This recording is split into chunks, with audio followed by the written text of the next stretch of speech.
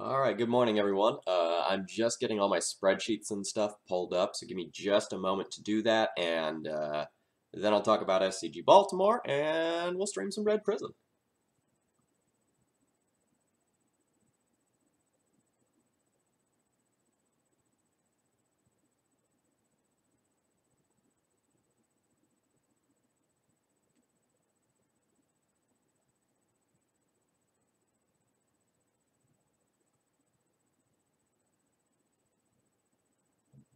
You were just watching some guy punt 5 times in 3 games with Nick Fit. That's rough. 5 times is a lot. And you can't really afford to punt with Nick Fit, right? Like, it's not like the deck is terrible or anything, but your margins for error are very small compared to other decks, so the micro misplays you make really matter with a deck like that. Alright, so good morning folks, my name is Phil Gallagher, I run ThrabenU University, which is a Death and Taxes exclusive site for Magic the Gathering, and I'm going to do 2 things this morning. Number 1, I meant to write an article on my experiences at SCG Baltimore in the Team Open and the Classic, but it didn't happen. It's probably not going to happen. So instead I want to do a quick video rundown. It's not like my tournament was the greatest. I learned some things and I want to talk about those. But my time is going to be pressed for the next week, I think. And the previous week was rough as well. I'm working on dealing with something that I can't quite talk about yet, but one way or another in the next week or so I'll be able to tell you what has had my attention. And once that's taken care of, I'll have more free time. But I spent most of my free time this week working on the tournament report by Simon, who got 2nd place at the EU Eternal Weekend. And I figured that was a much better use of my time than writing up my own tournament report. So, let's talk about my deck list. I should say like 2 or 3 days prior to the event, I had every intention on playing this deck list. This is what I had been testing. The results were pretty good. I was sitting at my normal like 62 or 63% win rate. You know, things were fine with this build. I liked a lot of what Shalai had going for it.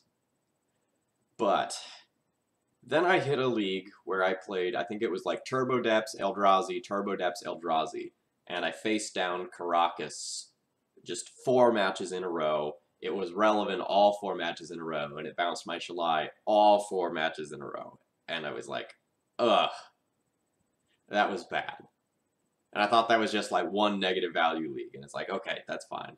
And then I like played against another league, and I ran into like, I think the mirror twice or something like that, and like it just kept getting bounced, and I'm like, okay.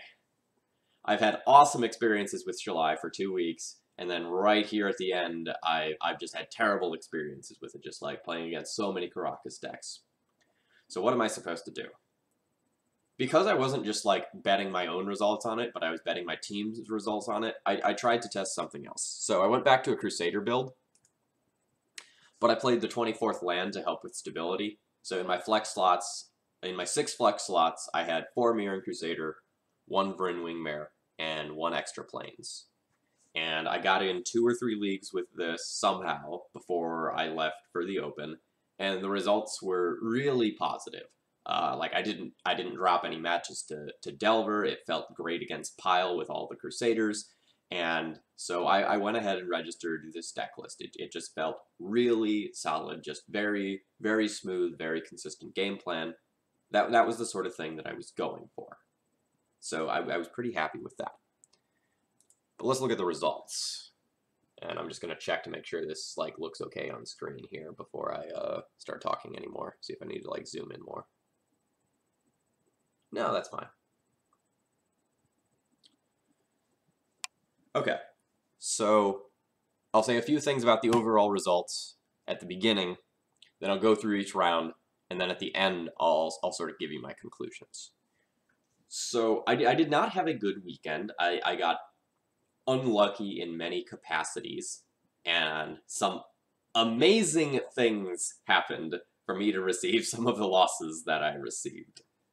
And that's fine. You can't always have a good weekend. I felt the deck list was fine, but it just didn't work out. Like for the weekend, I just sat right at 50%, both for like game wins and match wins. I just kind of like broke even for the whole weekend, and that's noticeably worse than how I was doing online, and not because my opponents were better. Many of my opponents this weekend were very bad, and we're going to talk about that. Like my win percentage here was, you know, like 13% lower than it normally was on Magic Online, where I feel like my opponents are better. So I got the wrong side of the stick as far as variance was concerned. But I do feel like I made, I don't want to say a deck building error, but I made a poor metagame choice for reasons that I don't quite understand. More on that at the end.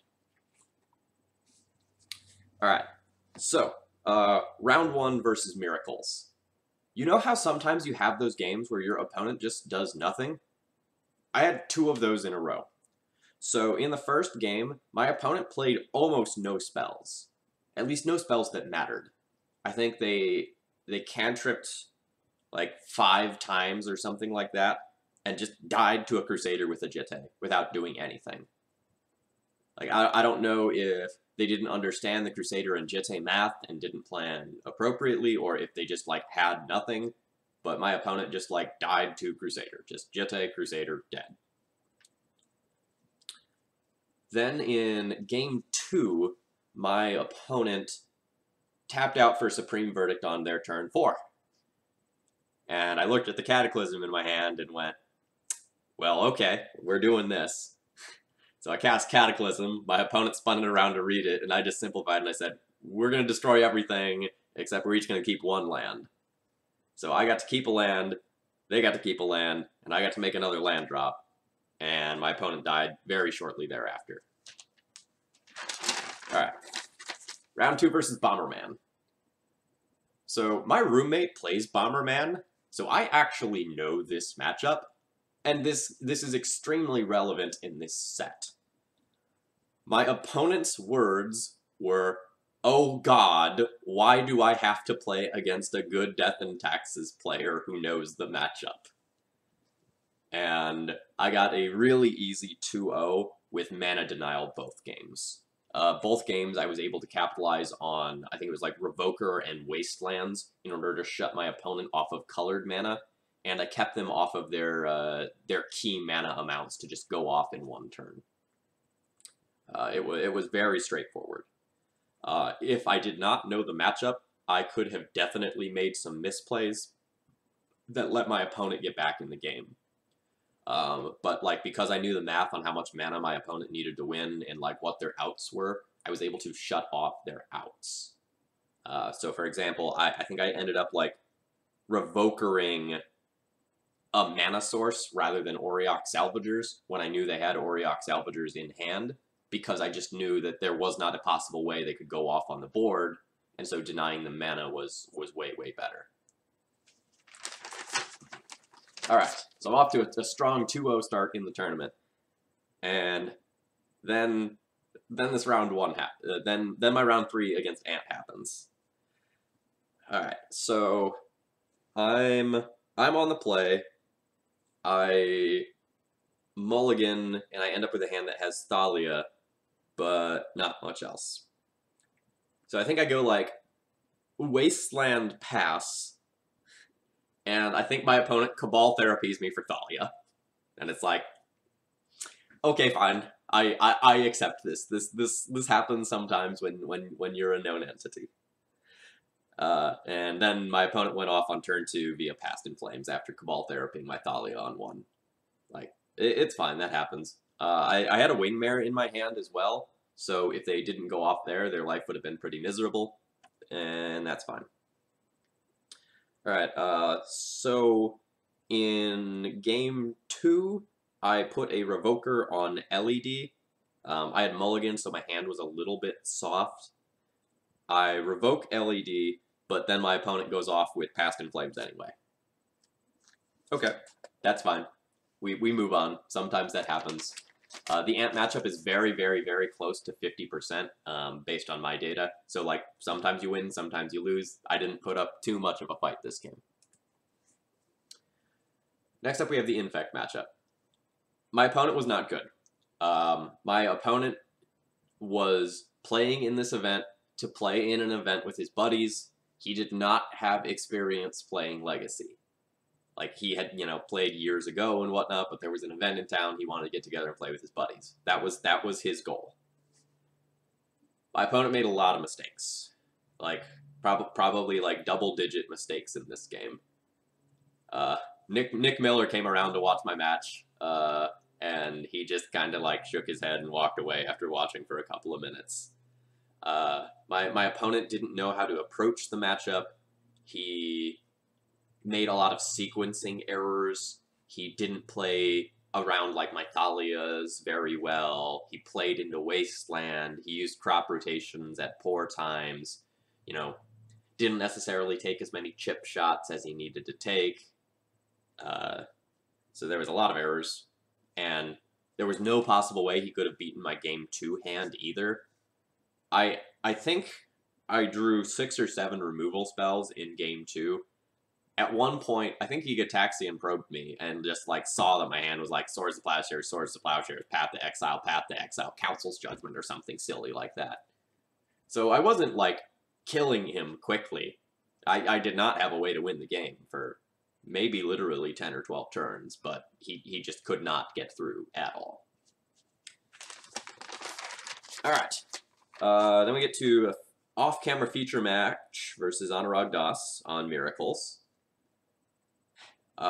Game 1, I look at my opener, I'm on the draw, and it's super average, and I say, I don't think I can win with this hand, it's too average, I'm going to try to do better. And I show him the hand, and I mulligan. And Anurag and I had talked about our lists at the beginning of the day, so, like, we knew what was going on with each other's lists, so, like, I'm not giving away any information. I get to my 6-card hand, and it's just worse. And so I mulligan that. And I keep my 5-card hand, which has, I forget exactly what. I think it was like land, Ether Vial, 3 Mirran Crusaders. And I snap off that hand. This hand's great. So Anurag manages to answer all 3 Crusaders, and we move on in short fashion. Game 2, I'm on the play, and I have a tricky hand. It's something like Mom, Jitte. Okay, so I don't remember which card I drew for my first turn, but I know my first 8 cards were Mom, Jitte, Land, Crusader, Crusader, Crusader. So I keep this hand because I have this curve of like Mom into Jitte into Crusader. And Crusader plus Jitte is a 2-turn clock. So, since I've already mulliganed, or no, I didn't mulligan, I wanted to try to get super aggressive and see if I could get there. And he answered all 3 Crusaders within 1 turn, keeping his life total really high. Like, I did not get to deal a single point of damage to him, despite the fact that I had those 3 Crusaders. Just, like, none of them got to connect once. And once he answered all 3 Crusaders, he stuck Jace into Entreat the Angels a turn or 2 later, and we were done. Miracles is a tough matchup, so that's fine. Anurag's also, like, really good. So the matches were fun and interesting, and we both knew exactly what was going on, in each other's hands. And, there's a couple of times where he called me out, and a couple of times where I called him out, and it was very, very high-level magic. So this was my first opponent that was really good in this event. All of my other opponents, seemed, average or below average in terms of skill level. This is where the test started. All right, so then I get to the next round, which is against my friend Louis Fata, who is Antiquated Notion on the Source or MTG Salvation. He's one of the people that I talk to about my D&T lists from time to time. I hang out with him at every event I go and play. To make a long story short of 3 games that went to time, I got the equipment war in the first one, he got the equipment war in the second one, and then in the third round, we were in the middle of fighting over the equipment war when we went to turns, and he was ahead on board and was probably going to get to lock me under ports. And this was the point of the team event where if we take a draw, neither of us probably gets to move on to day 2. So I opt to concede to him in order to, like, give him a chance to move on. And then the rest of us just decided, like, oh, that's good enough. Let's go ahead and let's go get dinner somewhere nice and just, like, have a good evening and try again at the Classic. If I was doing a written report, I would go into more detail on this matchup because it was pretty interesting. So I just want to say a couple of things about it. 1, he had Sarah Avengers and I didn't, and that was huge. 2, he had Sword of War and Peace in his deck, and I didn't. That was huge. He was better prepared for the mirror, so I had to work a little bit harder than him in order to just, like, stay at parity. He got to be a little more aggressive off his vials. He had a little bit more evasion than I did for this matchup. His deck list was better suited, and those 3 cards made a huge, huge difference. Alright, so we get to the Classic on day 2, and I'm paired against Blue-White Stoneblade in the first round. So my opponent shuffles facing towards me, and so I get to see some of his cards. So before the match, I think I see, like, a Brainstorm and a Back to Basics. So I think he is on Blue-White Miracles. And it plays out like that for the first couple of turns, until he plays, I forget what it was. He plays like a Stoneforge Mystic or a True Name, and the jig is up. But I just have an aggressive hand off Ether Vial, and it doesn't matter. And then game 2, again, my opponent doesn't get to do much. I just have an aggressive draw, and I put some equipment on, and I win. I think Stoneblade, generally speaking, is a tough matchup, so that was... I was happy to start off the day winning that one. I didn't write down what they were, but I know my opponent made like a sequencing error or a small misplay or two, you know, at least it looked like that from my side of the board, that really let me get ahead. So, like, I had a great hand that was very aggressive, and my opponent made some small errors, and that's a great recipe for success. All right, so I move on to a Maverick matchup, and my opponent messed up bad. My opponent messed up really bad, and it absolutely cost them one or both games. In game 1, my opponent gets aggressive early, but then I just got all 3 of my pieces of equipment, and it didn't matter that they had me on the run early on. Game 2 is where my opponent messes up. My opponent plays a land, and then plays a Tireless Tracker, missing a clue. The next turn, my opponent, I think, plays a fetch land, cracks it, and doesn't get 2 clues. My opponent plays a Knight of the Reliquary and passes. On their next turn around, my opponent looks down at their lands, looks down at, like, the Knight and the Tireless Tracker, and just goes to untap for their turn. My opponent said, no, I think I need these lands. I don't think I can Knight them away. My opponent was concerned about their Bayou, because they had, like, Bayou and Plains, I think, as their only 2 lands. But my opponent had a second Bayou in the deck. So what my opponent could have done was fetch with Knight, get a fetch land, get a clue, fetch, get a second clue, get a Bayou, and ended up on the same board with 2 clues. So my opponent cost themselves 4 cards over the course of this game by not using their Tireless Tracker optimally and by not seeing an onboard line. Sorry, I have to sneeze.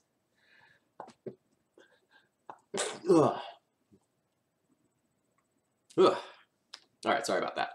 Okay, so because they missed so many cards, I was able to narrowly stabilize. Like, I was down to 5 life in the time where my opponent had this knight and this tracker in play, and if they had a couple more cards, I would have died. But because my opponent didn't take those lines and missed those cards, I was able to go and stabilize the game with the Batter Skull, and I'm up to 22 life by the time my opponent dies. Let's talk about the next round. This is about the time where the universe conspires to make Phil do terribly in this tournament. There's a large series of unfortunate events from here on out. Okay. So, I get paired against Jesse Hatfield, and I respect this player. He's done a lot for the Legacy community, and I also know that he might not be on the most stock deck list. So I'm trying to figure out what he's on. And I think I see something like Underground Sea and Bayou and a Deathrite Shaman and maybe an Abrupt Decay in the first couple of turns. And then all of a sudden, I see end of turn, fetch for Dryad Arbor, Natural Order. And I went, what? My opponent was on a Natural Order bug deck that was planning on sacrificing creatures like Dryad Arbor and Deathrite Shaman in order to go and get a Progenitus. So, my opponent just, like, turn 3 got a Progenitus in game 1, and I couldn't do anything. It was like, okay, I have literal no outs to that in my deck. And game 2, I stack a Thalia and a Wingmare, and my opponent dies in short order. Everything's great. Game 3. My first 3 turns are Mother of Runes for into Thalia, into Wingmare. I have got this game locked up. I feel awesome. And then my opponent goes Golgari Charm and gets the 3-for-1. Uh-oh. I'm in trouble. I don't remember if it was that turn or a turn or two later, but then my opponent natural orders for Progenitus. But it's fine. I have a Mirran Crusader on board, a second Crusader in hand, and a Vial. My opponent is at 9, so I can 2-turn my opponent before they can 2-turn me. This is great. Everything is fine. But as you can see here, I lost this game. So chat, here's what happened. My opponent produces the Progenitus, passes the turn, leaving 1 mana open. I attack in, and my opponent brainstorms end of turn. And miracles Temporal Mastery on their draw step. Temporal Mastery lets you take an extra turn. So I'm at 20 life, my opponent has a 10-10, and the way math works out, turns out that if you get an extra turn with Progenitus, your opponent just dies. So, that happened. It was amazing. I was not even mad. When I talked to him later in the tournament, he said that was the only time that he actually got that Temporal Mastery kill off like that, and the rest of the time it just pitched a Force of Will. But Legacy's great. Alright. So, then I move on to another match against Maverick. Turns out it's like all over the place right now. I wonder whose fault that is. Miranda Keith. That's on you. Alright. So, in game 1, we're having some back and forth, but I just stick a Mirran Crusader and he dies to it over the next couple of turns. It's just that simple. What did you say? Legacy is where a weird card can do hilarious things once and are terrible otherwise. Yeah, like, if you're familiar with confirmation bias, that is, like, when you do something good with a card that oh, that card deserves to be in the deck accordingly. Legacy is like the best place for that happening because you can do these absolutely insane, intricate plays with your random one of cards. And that was like, of all the Legacy games I've ever played, Temporal Mastery to get killed by a Progenitus in 2 turns, like, that's one of the better kills that I've ever had against me. Like, not that I have a list going or anything, but, like, that's one of the best. I'm glad you're enjoying the story time. You know, normally it'd be a tournament report, but this is much faster for me and requires no editing. Alright, so moving on to Game 2 of the Maverick match. I have this game absolutely locked down. You know, I have a huge, overwhelming board. My opponent's at 10, I'm at 20. I've locked down all of their stuff. Like, they have a Jitte, they can't connect with it. I have, like, Flyers and Mirroring Crusaders, and, like, everything's awesome. And then my opponent draws Zealous Persecution for turn, and I lose a couple of Moms and Revokers, and then my opponent connects with Jitte, kills my Crusader, and the game just ends immediately. Okay, sideboard cards are good. I can move on and be fine with that. And then we get to Game 3. In Game 3, I had no business of being in this game at all. And my opponent punted hard multiple times to let me win this one. The first punt was bad. The first punt was using a Qasali Pride Mage wrongly. I had a Revoker on a Jitte and a Batterskull. My opponent has a Jitte. My opponent forgot about my Revoker on Jitte and used his Pride Mage to blow up my Batterskull. My opponent goes to his turn and tries to equip his Jitte, and I just point to my Revoker and go, no.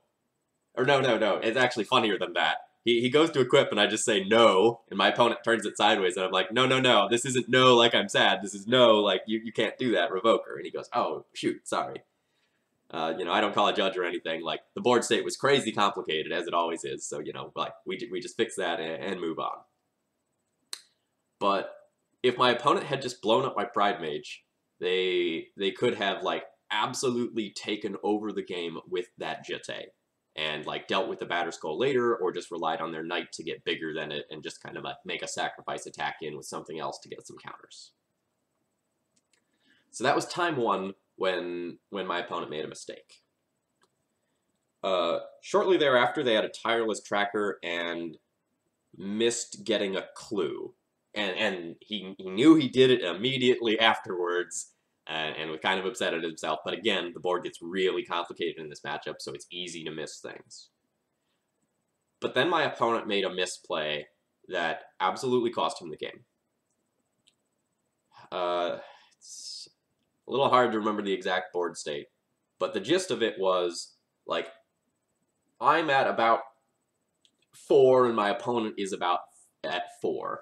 We're trying to, like, make the last couple of attacks in for lethal, and I think my opponent, like, has a Jitte or something like that, and we're fighting over that as well. So my opponent makes an attack in where I'm obligated to chump block a Giant Knight, and I'm obligated to block a Tireless Tracker with my Mirroring Crusader. And my opponent has, like, 2 mana open and a clue. And the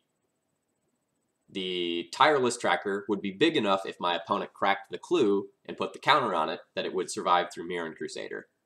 And that would be real bad for me. But my opponent cracks the clue and draws their card. What that means is that they have missed their trigger for putting the counter on the Tireless Tracker, because that happens when they sacrifice the clue. So my opponent draws their card and then goes to put the counter on the tireless tracker. And I say, well, no, you missed your opportunity to do that. And he calls the judge to confirm, and like that is indeed how that works. And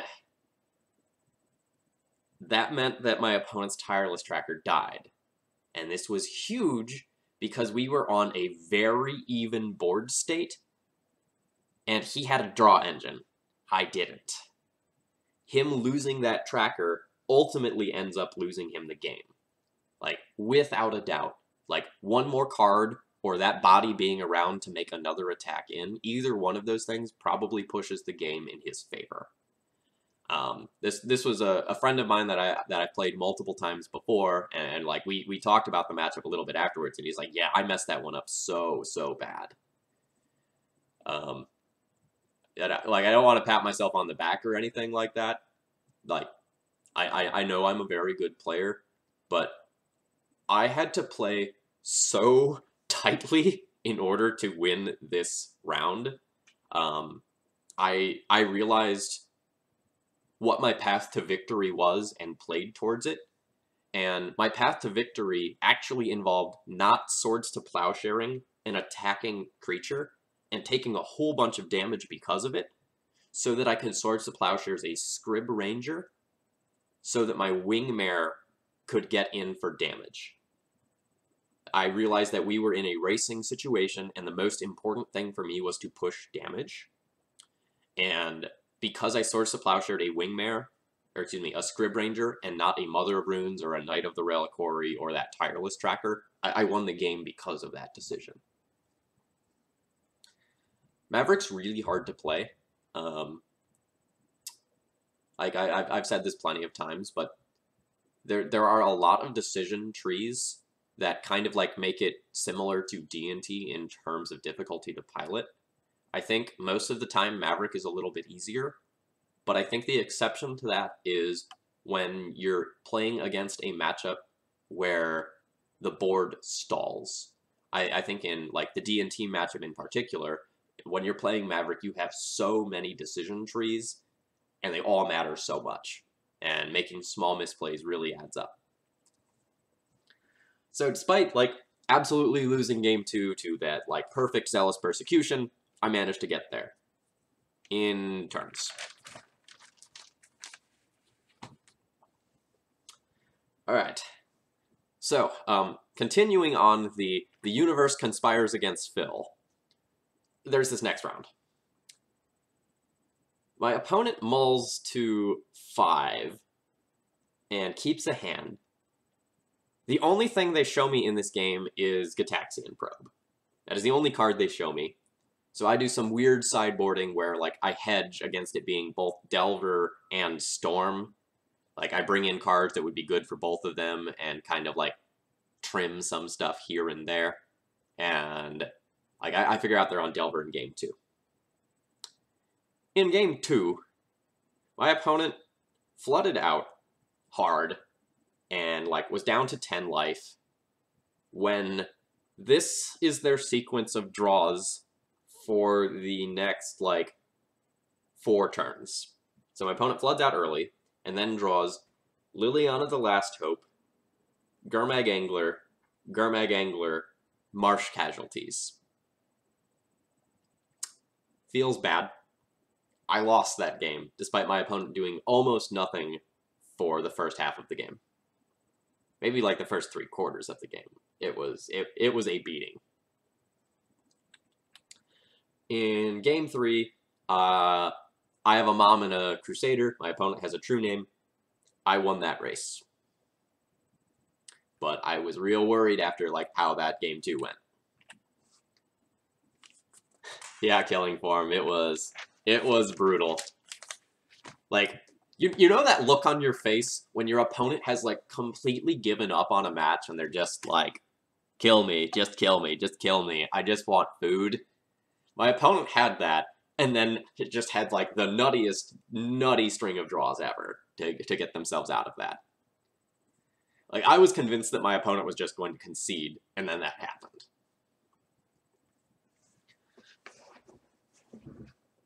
Okay, so next we get paired against Delver again. In game one, I think I draw one creature the entire game. Okay, that happens. In game two, I keep an aggressive hand that is reliant on an Ether Vial. And a single turn with Ether Vial is going to be enough to put me really, really, really far ahead.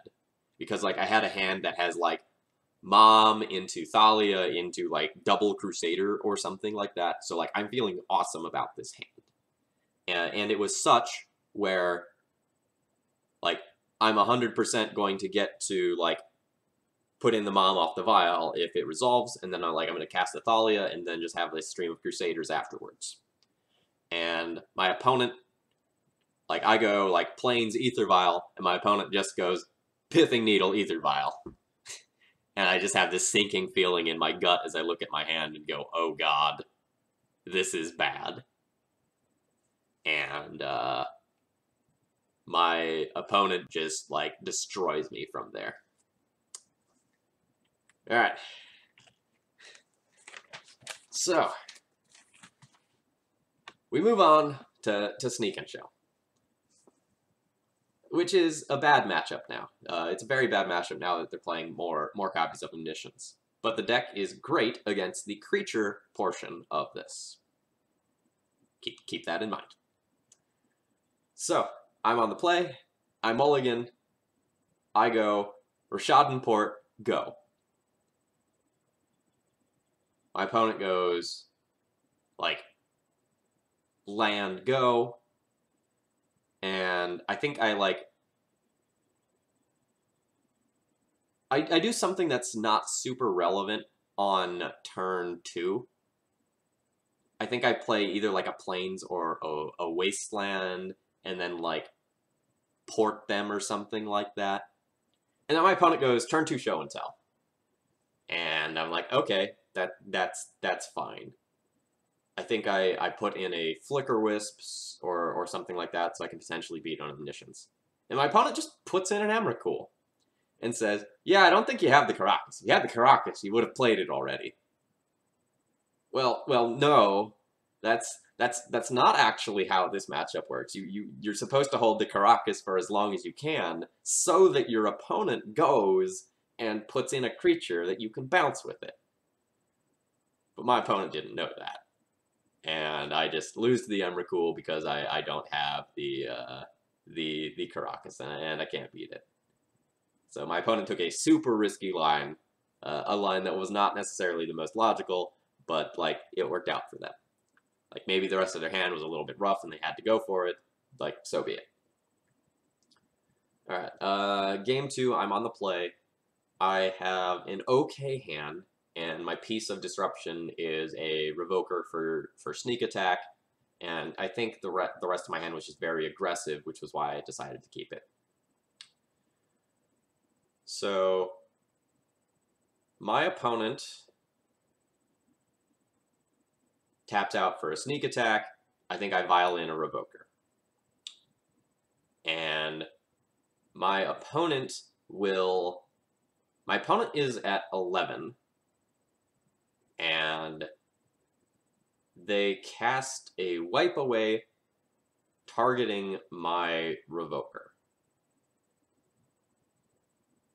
They go down 1 life to fetch, and then they draw 7 cards with Grizzlebrand. I think I have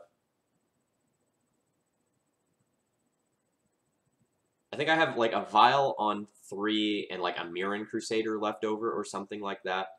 So I have lethal and enough permanents where I can beat either a Grizzlebrand or an Emrakul, but not both.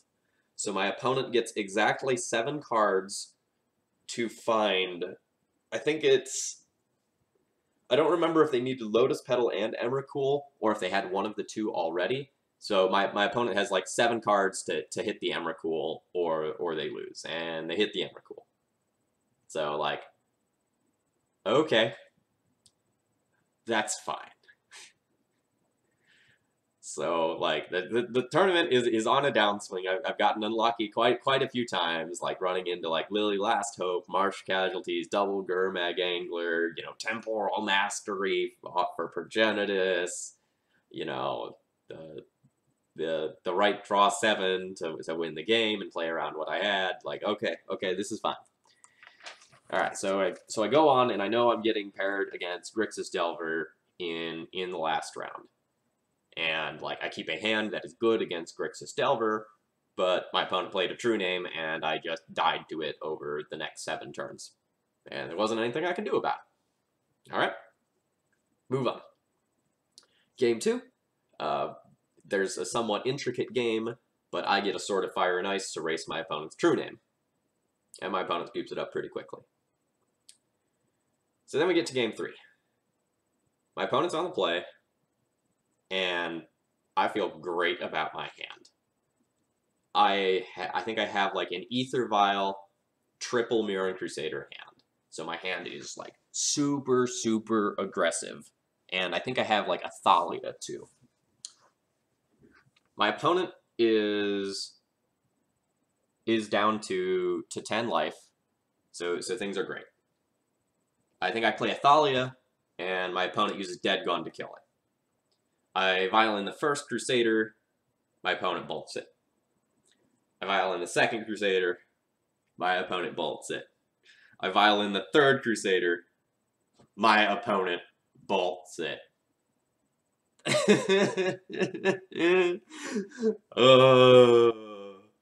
It was rough.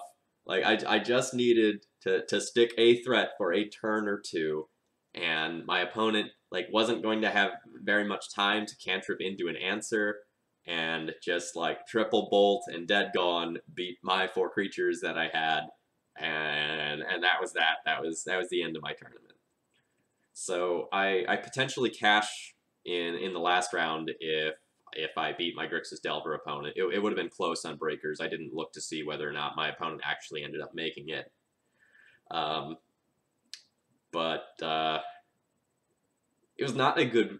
I enjoyed this weekend immensely, but it was not a good weekend for me. Many of my losses were just like completely out of my control, and I don't feel like I made very many errors all weekend. Like, there are always some micro errors, there are always some decisions you make that like don't go your way, but I feel like I played very well this weekend. Like in this Maverick matchup in particularly, like I really worked to steal that, and like my matchup knowledge was better than my opponent's matchup knowledge in more or less every round. Like I had a couple of very tough opponents. Like I played against Honorog and I played against Lewis, and those matches were tricky. But otherwise, I felt as good as or better than all of my opponents. But my results did not indicate that. So like you can play great, but that doesn't always mean that you win, and that's magic, and that's okay. Clearly, the error was not registering Barenton Forge Tender. Yeah, it's more or less the summary of this tournament.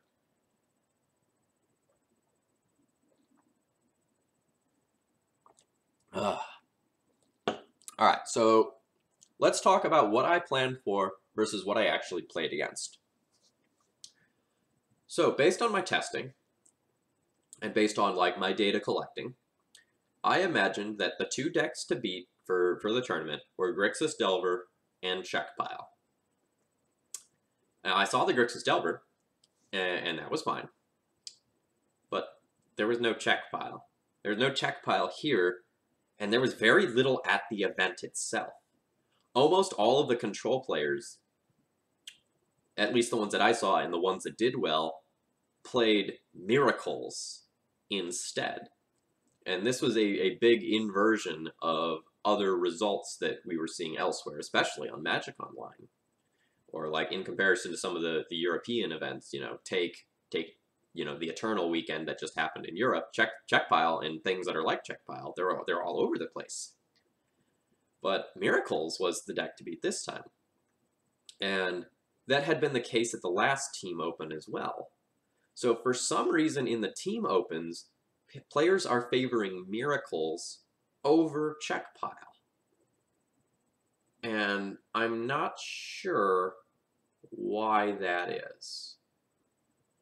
Killing Form, it was the Bomberman deck was the black version with Dark Confidant. So Basic Planes, for team events, I generally operate under the assumption that budget doesn't matter for decks, because like between a handful of players, like you can get a deck together that you want to play pretty easily. Like especially with the support of your local metagame. Like if you have 3 people going and someone needs some underground seas or something, that's pretty easy to get someone to lend those to you. So I don't think it's a budget thing, and especially if you look at the Miracles players who placed, like budgets don't matter for a lot of them, right? So I don't know. There might be something about like the team event and like hedging on matchups where people like Miracles a little bit better when like you're pretty good against the field and you have your teammates to carry you when you get paired up against like those unwinnable matchups. So like maybe there's something to it there. I'm not sure exactly. So let me explain why I'm mentioning this. I maxed out on Mirren Crusaders because I wanted something that was good against both Delver and Pile in my flex slots. But I saw no Pile. And Crusader isn't all that great against Miracles. Like, yeah, it kills them, it gets them dead, but you much prefer disruptive cards, or cards that can be protected via Caracas. Like your Shalais, your Vryn Wingmares, those sorts of things. Those are much better in the flex slots. So, if I knew I was going to play the decks that I was playing against, the correct answer was to play Serra Avenger. Like, Serra Avenger is noticeably better against Grixis Delver, noticeably worse against check pile, much more aggressive for matchups like Miracles, lines up better against True Name, Nemesis, and such for matchups like Stoneblade, flies over against Maverick, and it's about the same power level as Crusader. So, like, I don't know if I just failed to see ahead of time that Miracles was going to be more popular than check pile here, or I don't know if that was just like the results of the weekend, but like if I knew, knowing now, going into the tournament again, I'd probably play a deck list with, maybe like 2 Crusaders, 2 Serra Avengers, and then like maybe a Wingmare or a Prelate in the main deck slots. And I think that would have suited me much, much better for this tournament. Would that have tipped the scales in my favor? Would I have done better in this event? Maybe not. But like Avenger would have been better against some of those blowout cards that just wrecked me, like the Golgari Charm, that lost me a game against Maverick and things of that nature. So I think, when I continue to play D&T, in the future, I think Serra Avenger should probably be a mainstay of the deck list right now. Historically, I often default to Mirren Crusader, but I think this is an Avenger time. If Grixis Delver is like the best and most popular deck of the format, then I should just make my decisions hedging against it specifically, and like be okay with my matchup percentage points dropping a little bit else somewhere. Yeah, in like Basic Planes, when I'm saying Golgari Charm, I mean like it and the things like it. The Golgari Charm, the Liliana, the Last Hope, the Marsh Casualties. There was a Forked Bolt or 2 that I didn't talk about that were pretty devastating from Delver, where it got like both a Wingmare and a Thalia. I think there were 2 of those over the course of the weekend that I didn't mention. So some bad things happened. Okay, so how do I see my uptime? Is it just exclamation mark uptime?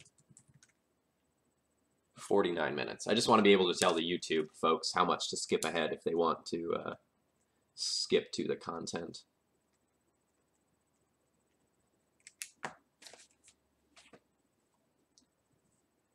All right. So enough of that. Let's play some Magic. Where did you go? Red present.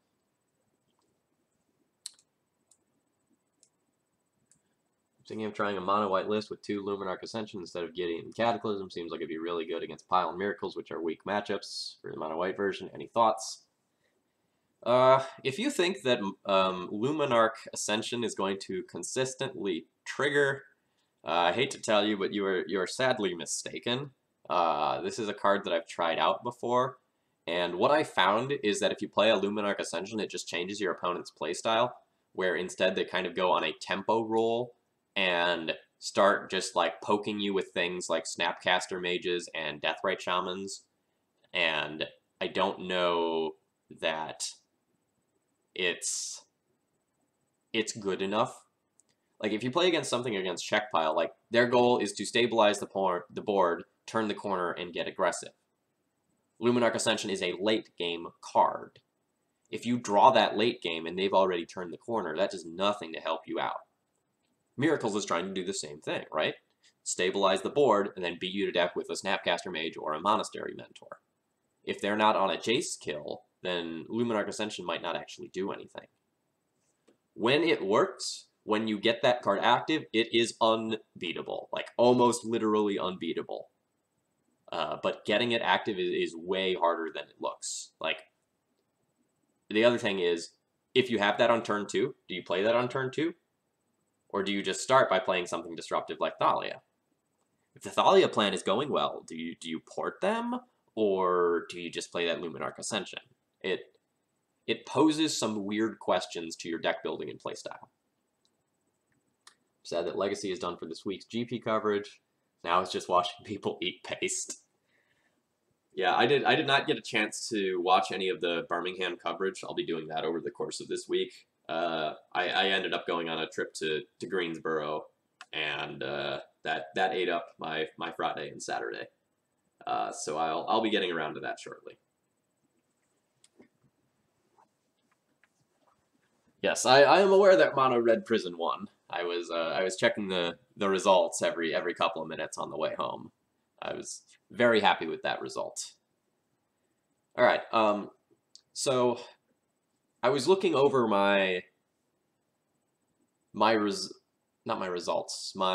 sort of goals for the next year of Thraben University, and one of the goals I said I wanted to do was gain proficiency with another deck and write a couple of articles on that. Well, I never did that, and I'm getting close to like the end of the year, you know. Thraben University is my birthday. Thraben University's birthday is my birthday, and that's just like a month down the line, a little bit more. So I want to make sure that I have like met as many of my goals that I can reasonably meet. So I'm going to be doing a little bit more streaming with Red Prison. I bought, you know, enough stuff so that with my card hoarder support, I can just like borrow this deck whenever I want. And so I'll be streaming a good amount of this in order to like meet my goals. And I'm going to write a couple articles about Red Prison. That'll happen over the next 1 to 2 months. I'm not going to talk about my build. I've done enough generic talking today. I'll just say that I'm testing out Karn. I think it's very, very good. And most of the rest of the shell is pretty average. I used the GP list as my starting point, and I spent, I don't know, probably like an hour last night talking over like some sideboarding ideas and making small tweaks to the build with Piroko from like the source and our Discord channel. So this is what I came up with. The deck list is below the stream if you're interested. Now, let's just battle. Oh yeah, Red Twister. I love this deck. It is a lot of fun for the person playing it. That's me. I get to have all of the fun with this deck. Yes, Magic is a zero-sum game in terms of fun, right? So it's my goal to steal all of the fun away from my opponent. That's what this deck is really good at doing. You just take a huge portion of the fun and you get it for yourself.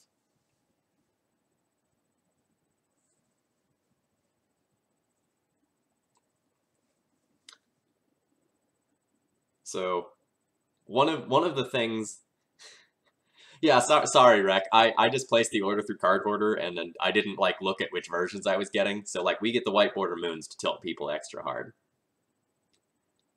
One of the things I was considering doing this year for my April Fool's Day joke was just writing an article on fun as a resource in Magic the Gathering. That was something that I intended on doing, and then I came up with that mono black control deck, and that was just more fun to me. But like I had the article like mentally written out in my head. It was gonna be awesome. It was gonna be like graphs, but I didn't end up doing it. I would like to play first. This deck is like crazy good on the play.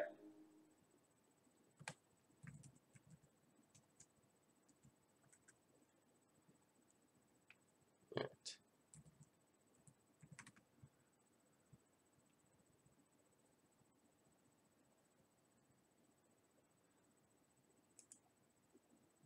Alright. This produces a turn 1 Blood Moon. We keep these hands.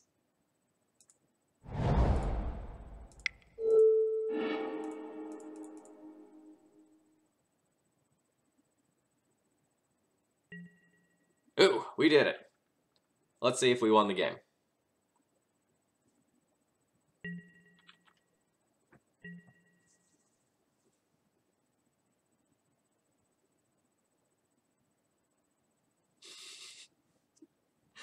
Yeah, my opponent might just like concede here. We'll see.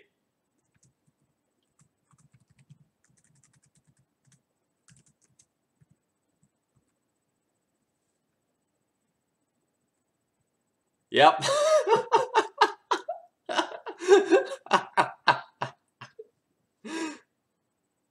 All right.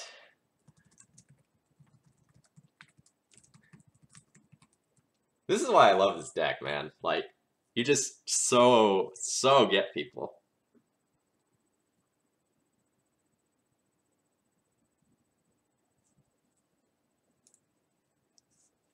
Weaponized boredom to win wars in EVE Online. Wow. That is impressive. EVE Online has some really weird, I don't want to call it lore, maybe like some really weird culture associated with it that's like super interesting. All right. So, we're playing against a deck. We know it's a deck that Blood Moon is good against.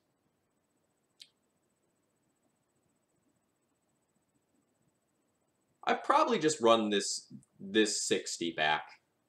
Like I could make a guess and like guess that my opponent is going to be on something like Delver, where like that early Blood Moon just like knocked them out.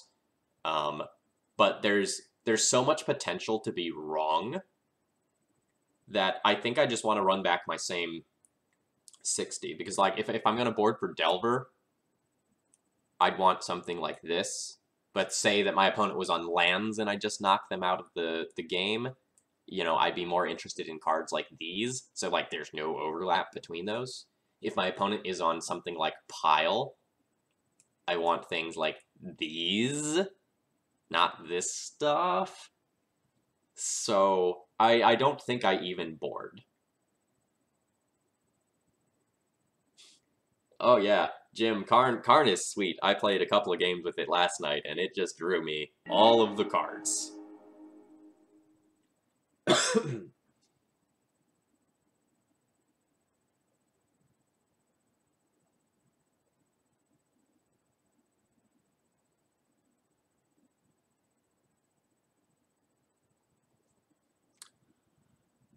So, this hand doesn't really do anything, right? Like, it doesn't have anything good to accelerate into. I don't know that these cards are good in the matchup.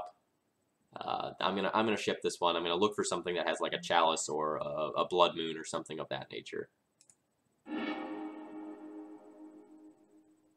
All right, this is a turn 1 Chalice or a turn 1 Trinisphere, so this is great.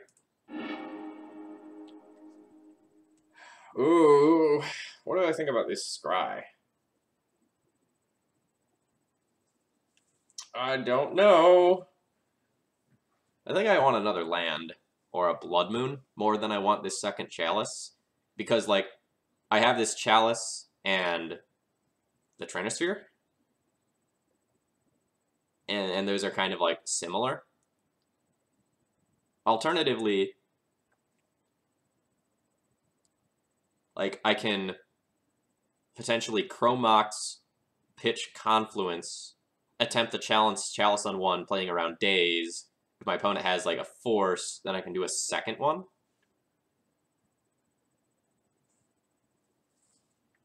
Still think I bottom this. In the absence of knowing anything about my opponent's deck.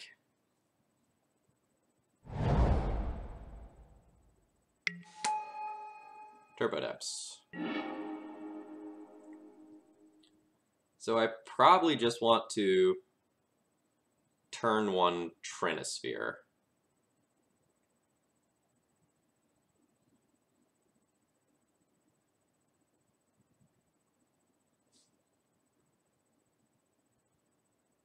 I think that's going to be better than Chalice.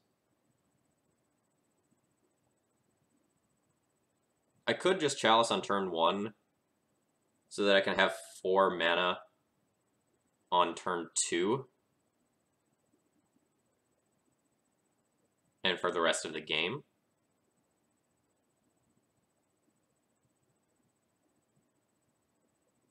It could be better. It also, like, stops me from getting duressed or anything like that.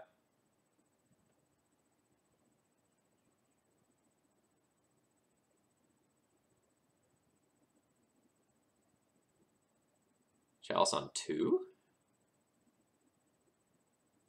I could Chalice on 2 right away. If I...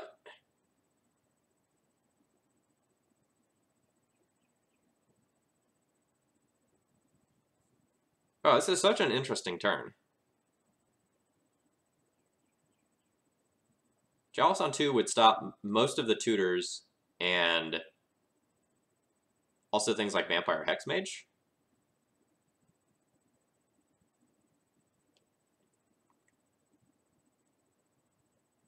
And random things like Bitter Blossom. Ooh, I wish I had more experience playing this matchup so, like, I knew.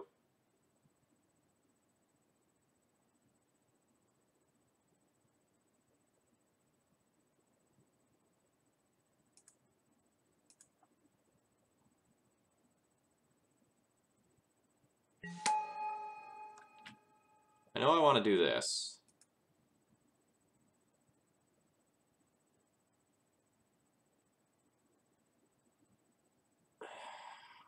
I think I want a Trinosphere. And I think I want to do it using my Spirit Guide.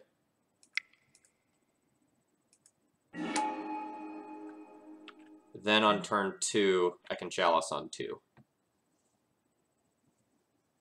This will keep my opponent from casting anything, and they'll just have to use Expedition Map. And I think this is the best sequence I can do with my cards to use them efficiently. This means that, like, if I draw any Planeswalker, like Karn, I can just start using it. Oh, my opponent doesn't even have another land. Wow. That means I'm just slamming Karn.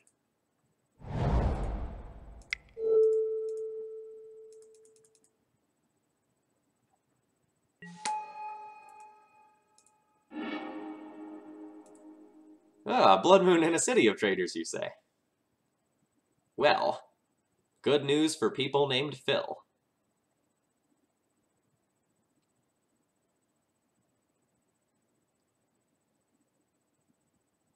So for anyone not familiar with Karn, the plus, you reveal 2 cards, your opponent puts one into your hand and the other into exile. And then Karn's minus can get you one of the cards back from exile. So next turn I'm going to get to Karn minus, get Blood Moon, cast Blood Moon, play City, and then we're done. Opponent would need, like, both land and like a Spirit Guide in order to cast literal any card in their deck right now.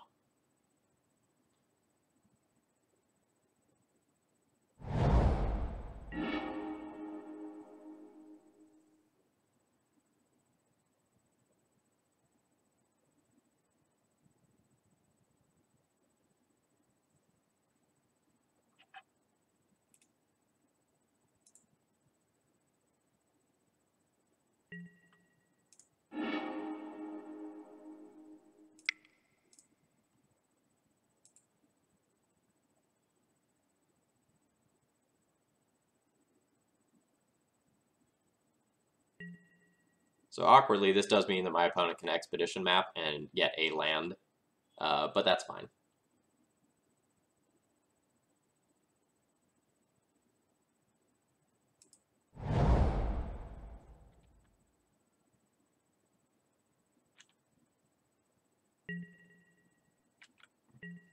Oh, opponent did not crack their map. Interesting. I thought for sure they were going to, like, crack for, like, a basic land to set themselves up so that they can, like, do some sort of abrupt decay shenanigans.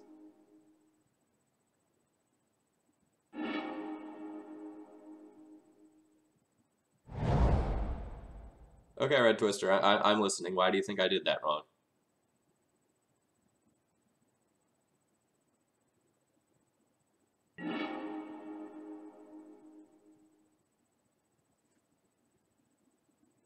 Okay. Hold on. Play Chandra. So that would have been 1, 2, 3, 4. Plus for red.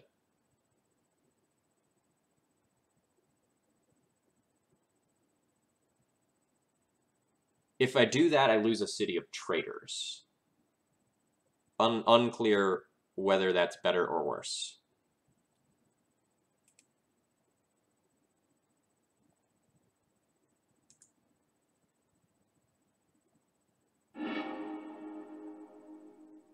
There's another moon and a chalice there now.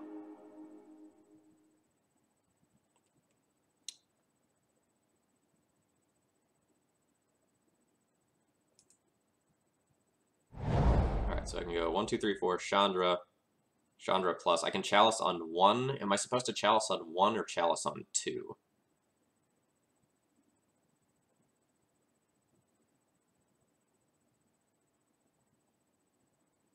Feel like chalice on 2? No, maybe it's chalice on 1. It's... What gets my opponent out of this? Like, how do they win? I can't shut off Abrupt Decay. So, like, that aspect does not matter.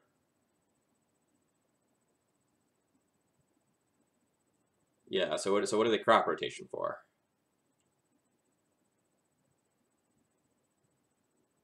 Like, the only way they get out of this... No, I need to chalice on 1. I need to stop Pithing Needle, right? Because Pithing Needle on, like, my Karns and Chandras buys a ton of time.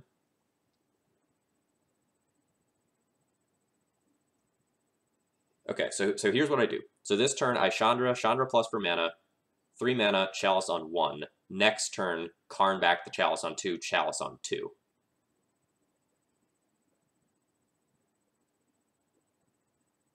All right, what do you want to chalice on 3 for?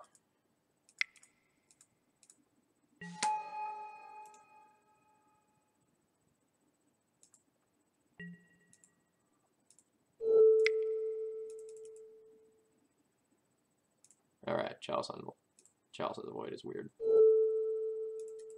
All right, so X is currently 1. Done. Pay tax. Done.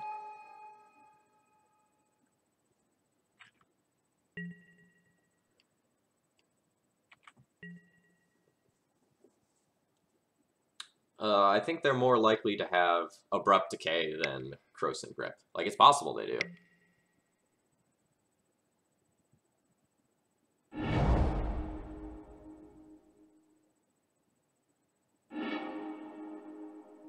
Okay, so now if they get rid of my moon, they get a Merit Lodge.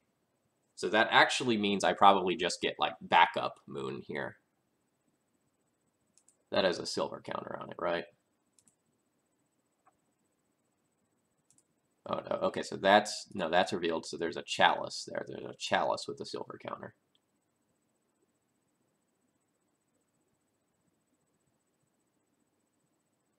Chalice on 2 does not stop an abrupt decay.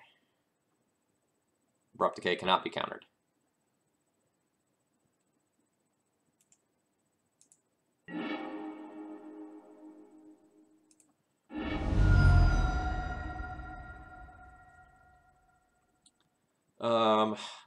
So I don't know that I actually want this chalice on 2. I think I just want to find a bridge.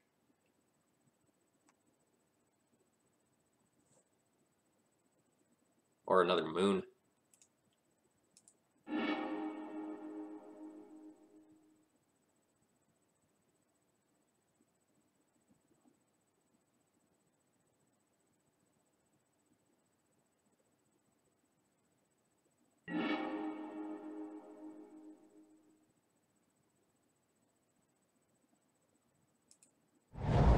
One, two, three, four.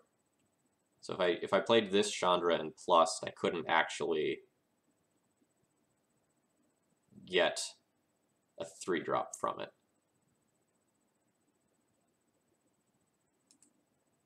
So I'm just going to 6 you.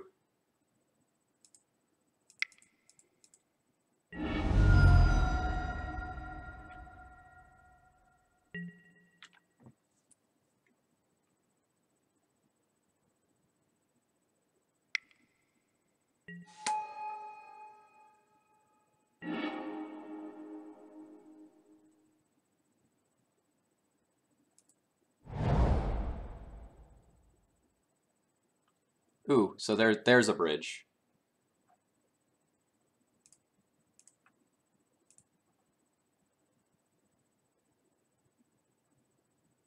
So I guess I'll Chandra plus first.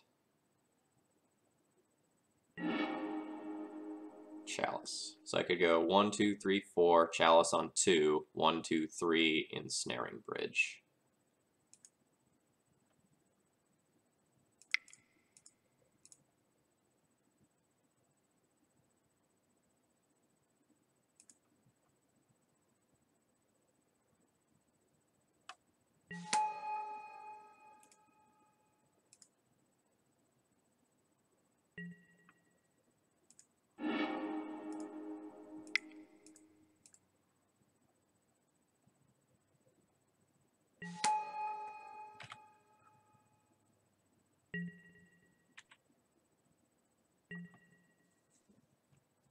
So now my opponent would need like 2 different abrupt decay effects in order to get through this game. And they can't use tutors anymore to go and get, like, say, like a Sylvan Scrying for a basic swamp or something like that. Alright, I did it. I'm not 100% sure that I played that game optimally. Like I don't know like what the value of getting that Chandra into play a turn sooner versus keeping 1 additional land was. I didn't see that line at the time. I'm also not sure about some of my sequencing.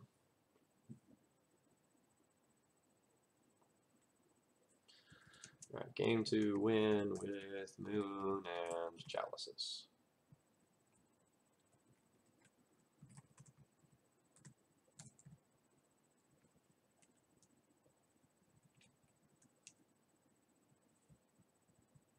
All right, so I was playing Turbo decks.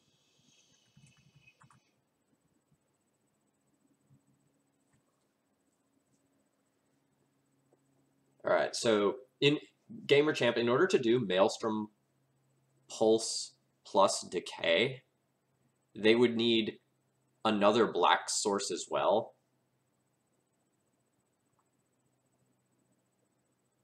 Okay, well, maybe that's not true. So, sorry, they Maelstrom Pulse the Moon. That gives them access to this mana again. The following turn, they could decay the bridge. Yeah, alright, I guess like double decay or double Maelstrom Pulse, or like some combination thereof, that sort of thing would do it. but otherwise it's rough.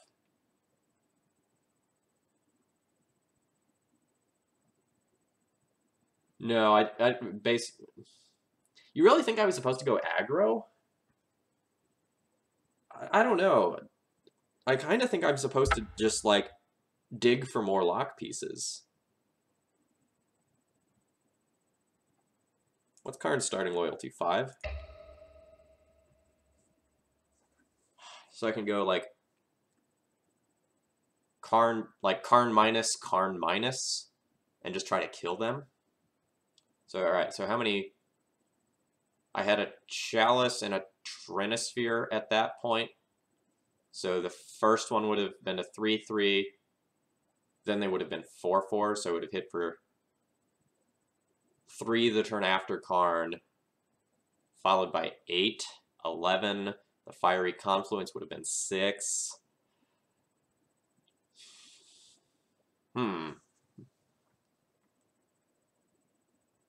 Okay, I can see your argument. Interesting. That hadn't occurred to me.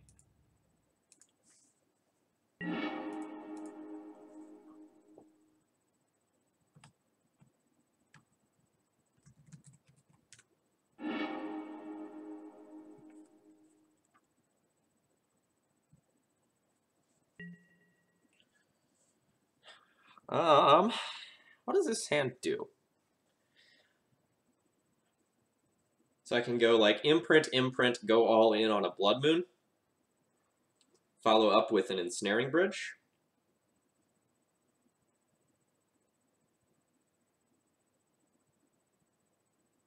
Or imprint, Rabble Master. Follow up with Ensnaring Bridge.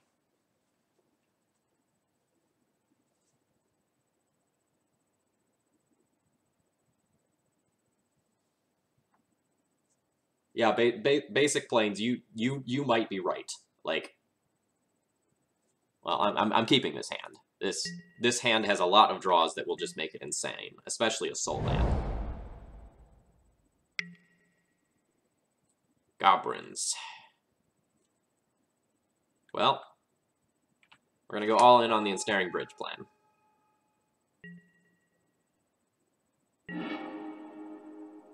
That's a great draw. Alright, Mountain. Storm is 1. What do I imprint? I think it's a Blood Moon. Alright. What about this time? Got a lot of tricky choices. Got 3 cards here that I could imprint. I think I'm gonna imprint a Blood Moon. And now we have the Goblins mirror.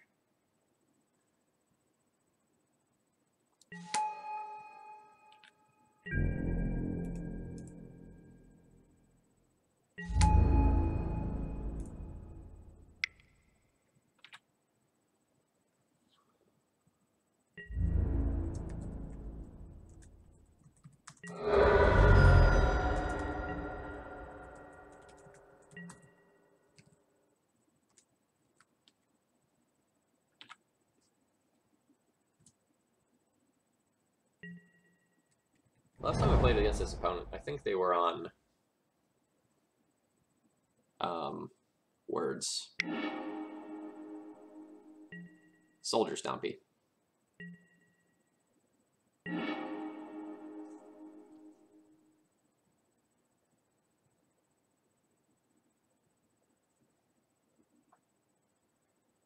Oh, hey, Red Panda, I don't know if you saw it, but I responded to your message. And feel free to send me that list as well. I am currently looking for a decent green list. I kept that, in case anyone's wondering, I kept that Goblin back to play around a Goblin Lackey being viled in at end of turn.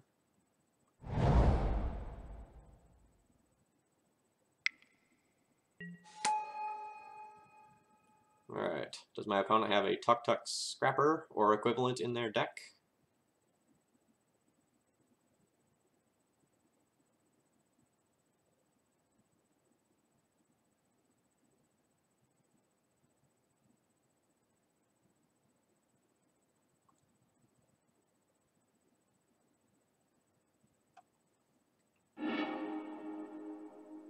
Goblin Matron. Alright. They are on the value plan. Land. Not land. That's fine.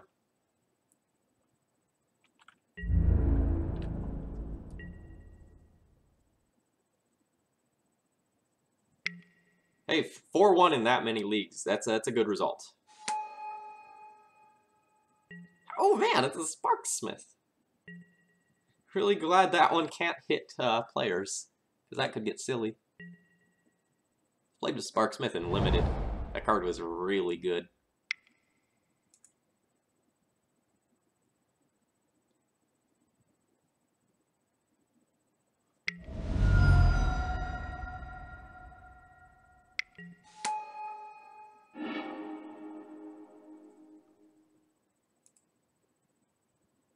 Alright, so I know they have a Matron and a Stink Scorcher.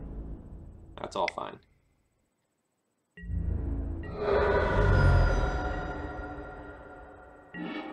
Alright.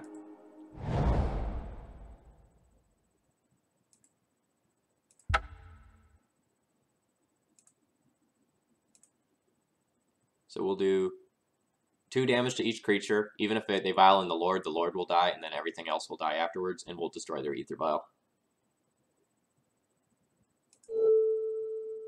Let's destroy that artifact.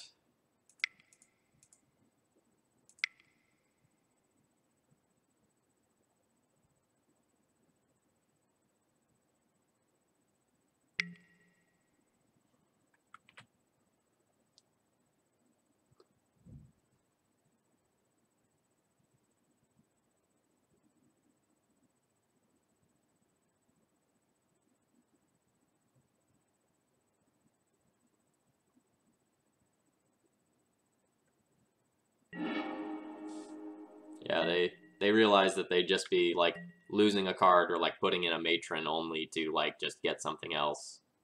So, they opted not to put it in.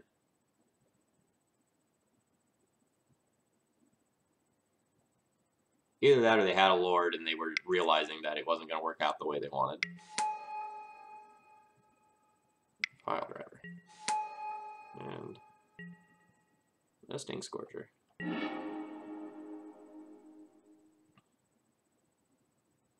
So I think I want a Chandra first, because Karn will put another card in my hand.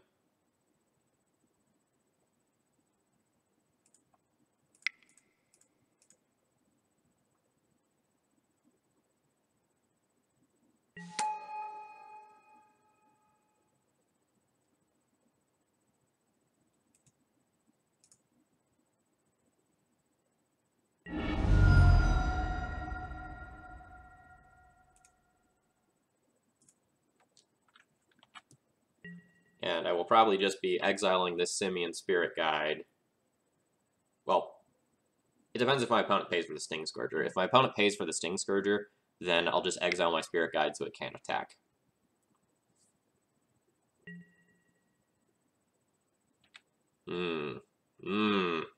Such value.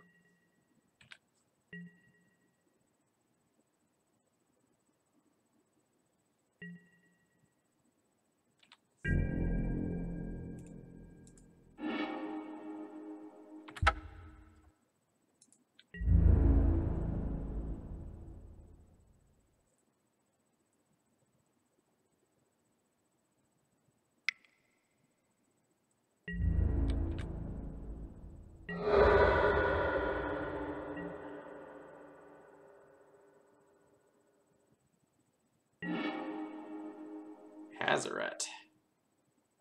That seems sweet.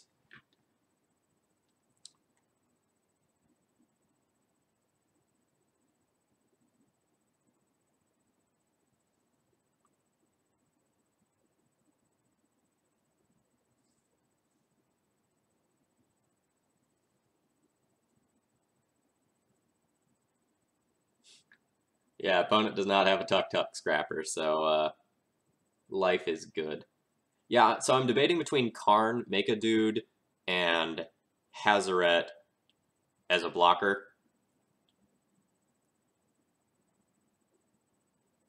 I think I go Karn, Make a Dude. because that just gums up the board very well. And then I can go like Karn make a dude again on the following turn as well. I'm going to do this first, though.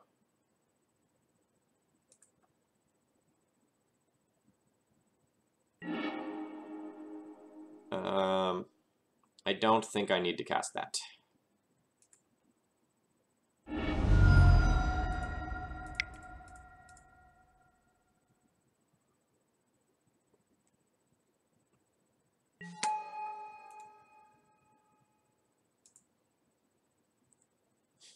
Hello, my name is Karn, and I would like to make a 4/4.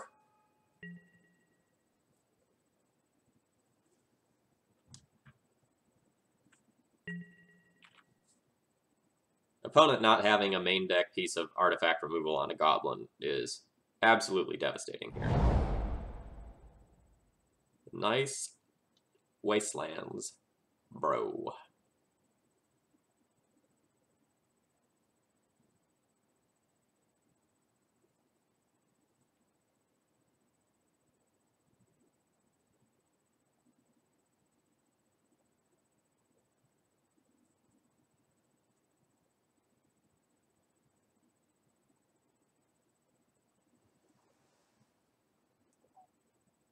Four mana 4/4 attached to a 3 loyalty walker.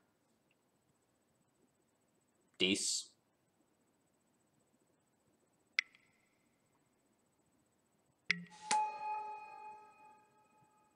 It is a Goblin Matron. What do you have for me, Miss Goblin Matron?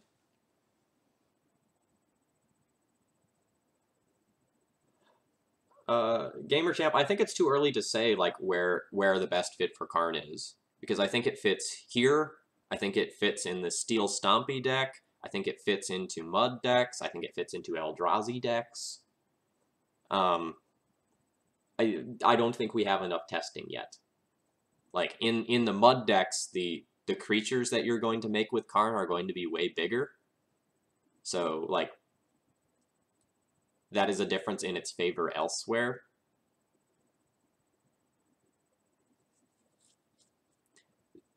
I think the way I'll say it is this is probably the best deck that has Karn in it, but whether or not this is the best Karn deck, that I don't know. Like the best home for Karn, it probably fits better in a deck like Steel Stompy or Mud, where they just have more artifacts. But this deck is probably just like stronger than those other decks generically because of your Blood Moon engine.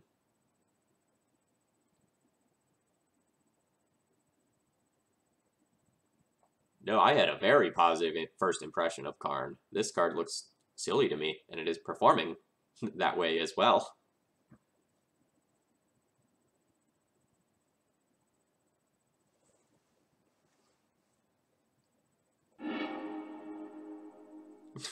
Goblin Matron, get another Goblin Matron. Oh, that just feels bad.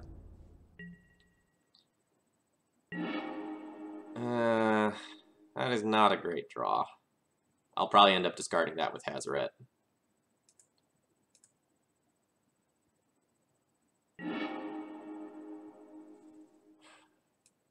Do I want to blow up that vial? I can do 2 to everything that's on board, blow up their vial, and then not worry about having to get attacked for a turn, and then I can also like plus a Karn this turn. That might be fine. Like, I kind of want to be able to get a land with Karn. Like, I just want to make more land drops and turn on Hazaret as just, like, you can't get out of this ever.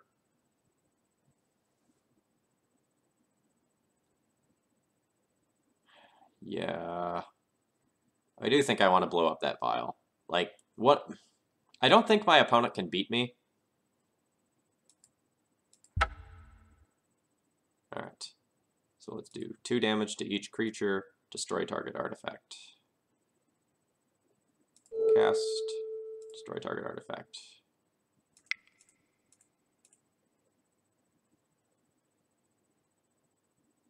Yeah, I regret not buying into Karns sooner. Well, I didn't buy into Karns. I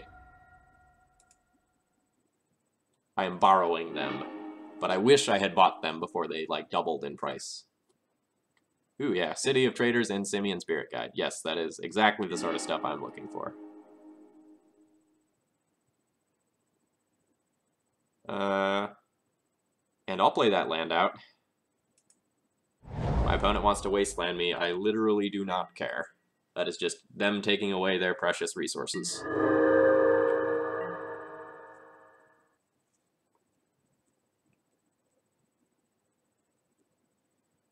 And if they don't, I'll have 8 mana on my turn, so I can potentially, like, Hazaret and discard this bonus Chandra.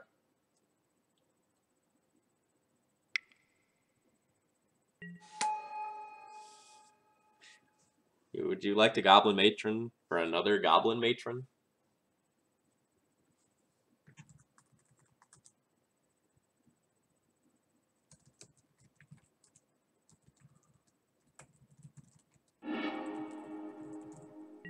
A Goblin Chieftain. Sure.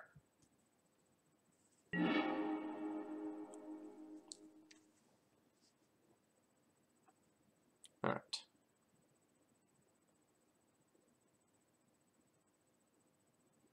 So I can go...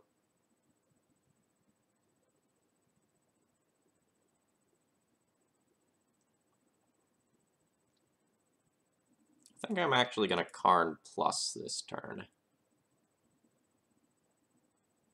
There's some danger that something clunky gets put into my hand,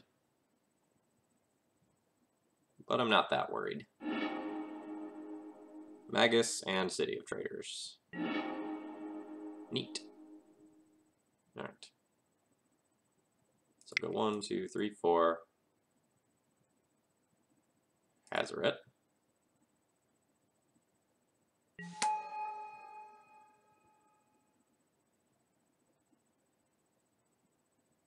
I think I'll play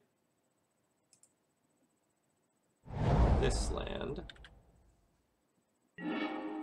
plus my Chandra. That's a city. And then at my convenience, I can discard a card with Hazaret at any time.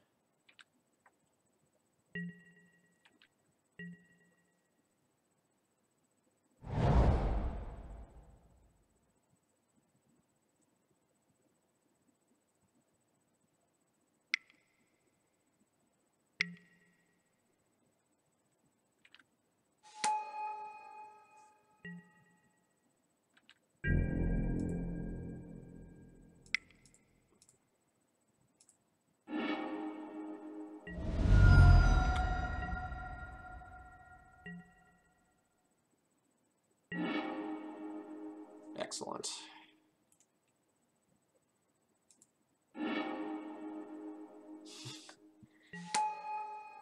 Yes, that is essentially what is happening. It doesn't matter what I do at this point. Like, the game is locked down.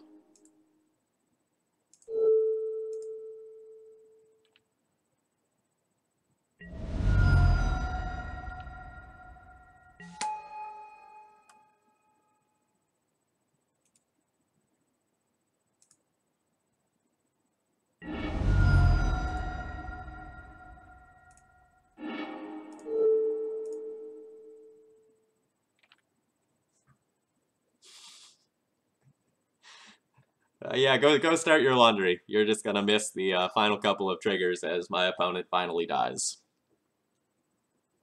Opponent thought he was gonna have fun playing goblins today. No. No. Alright, so those are the 7 cards I'm probably going to want. And I'll probably board out some amount of my generic, like, Blood Moon type stuff. Probably not all of it, as some of it will protect me from Wasteland. Trinisphere is also pretty bad. The Trinisphere, especially when I'm on the draw, can potentially lock me under it. Like, if I'm trying to, like, empty my hand with Bridge, Trinisphere can be a liability. So I'll probably cut Trinosphere and Magus. Like, Magus can be Tar-Fired or, like, Gem Palm Incinerated. So I'll probably do something like this. Chalice of the Void's also really bad, though. There's a lot of really bad cards for this matchup. But if my opponent doesn't have a Tuk Tuk Scrapper in their 75, it probably doesn't matter.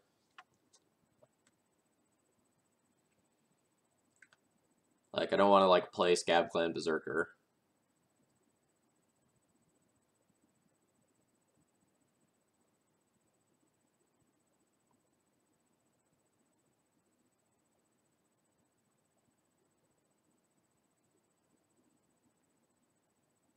I wonder if the Magus is better than Chalice.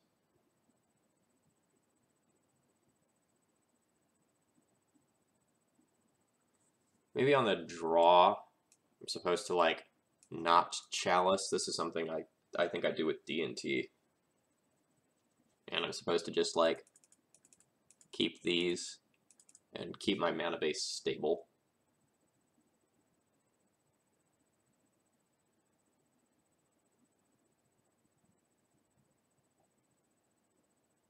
That makes more sense to me.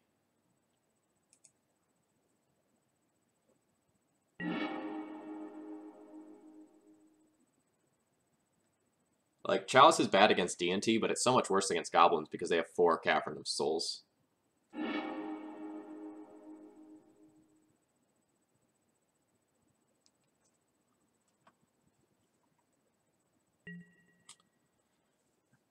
So what does this hand do?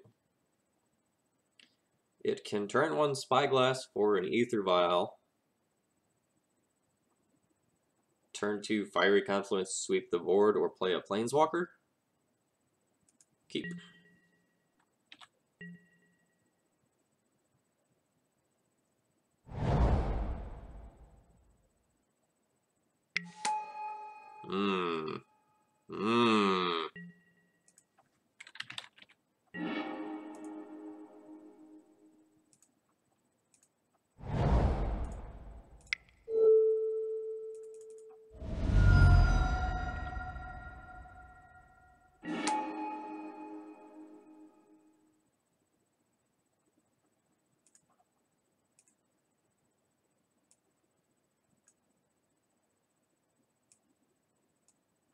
Nope. You stay small. No. Bad snipping tool. So, since my opponent doesn't have a 1-drop to put in with this vial, I'm actually going to name Wasteland with my first Spyglass so that my Ancient Tomb sticks around, and then with my second one, I'll name Ether Vial.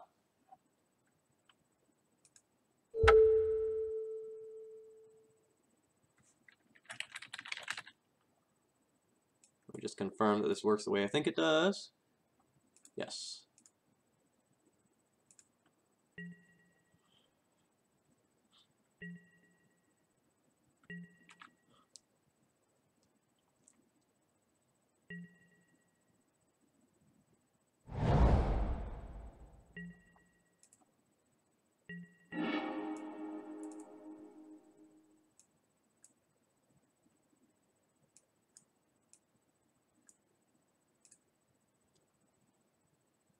So I can play a Planeswalker right now, but I don't think I'm in that much of a hurry.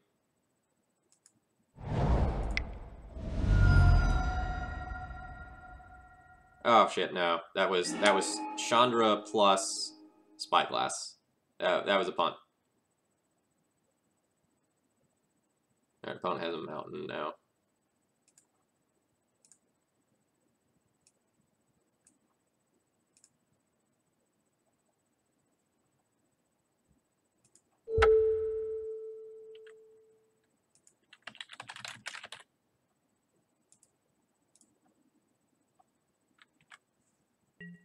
Alright, sorry chat, I'm getting used to playing this deck.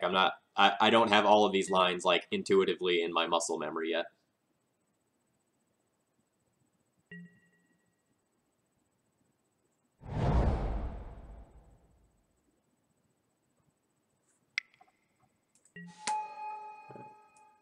So that's a matron gone. Hopefully they have a tucked up scrapper now.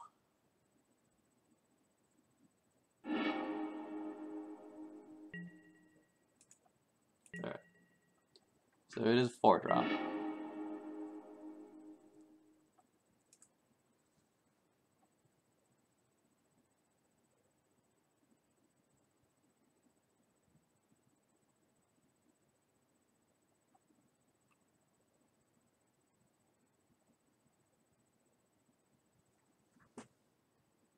Oh, Laverdude, thank you very much for subscribing with Twitch Prime and supporting my efforts here. I really do appreciate your support.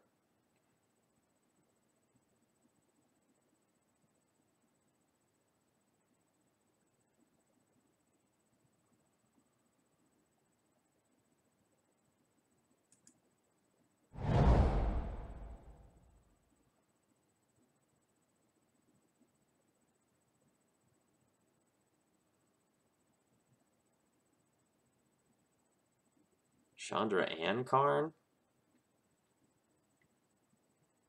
Is that good?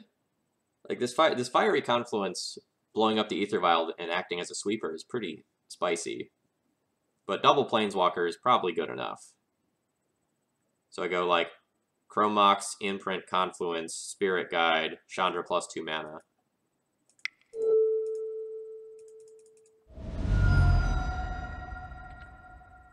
This line is also insane if my opponent doesn't draw that next land.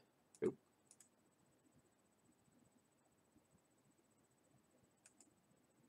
Or wait, or they have that mountain.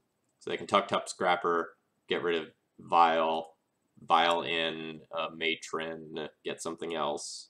But it's probably fine.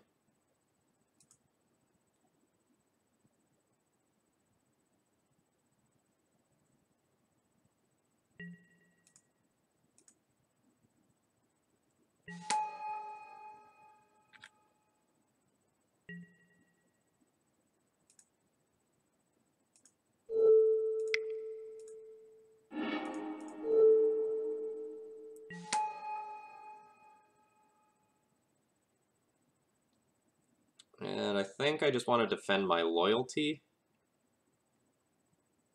So that the Goblin Matron doesn't poke one of these.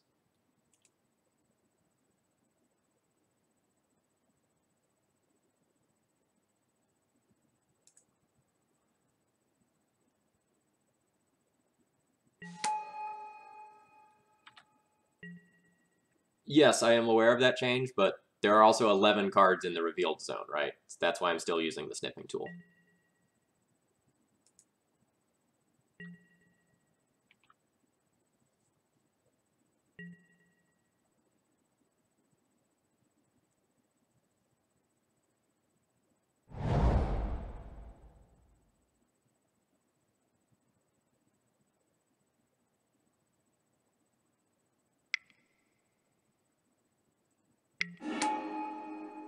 So this will blow up this Spyglass.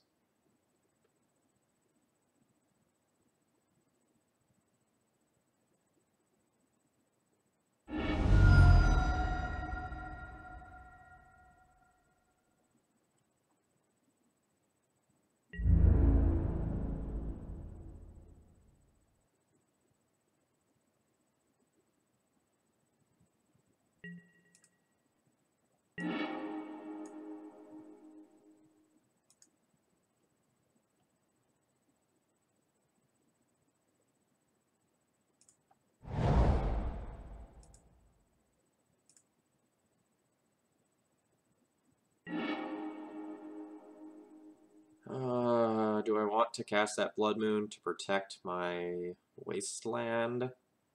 Or, excuse me, protect my Ancient Tomb from Wasteland?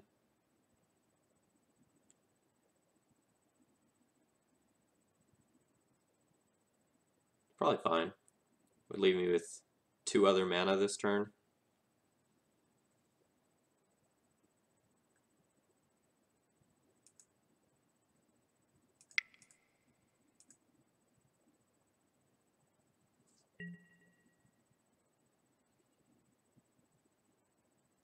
And do I want to have a pair of 4/4s versus my opponent's board?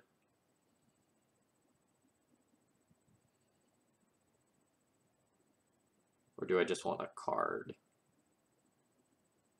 I would love to find a sweeper, or I would love to find a bridge.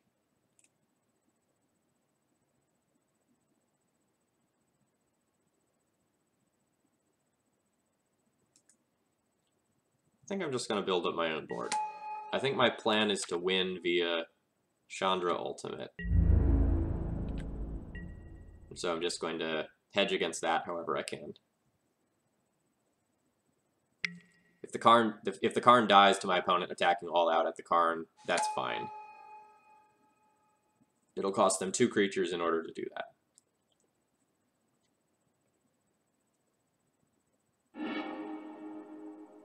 Kiki Jiki.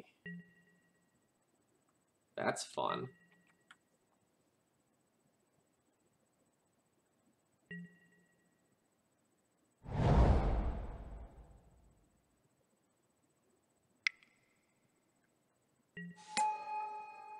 Kiki Jiki Tuk Tuk Scrapper is pretty sweet. My opponent can use that to blow up my constructs. Yep.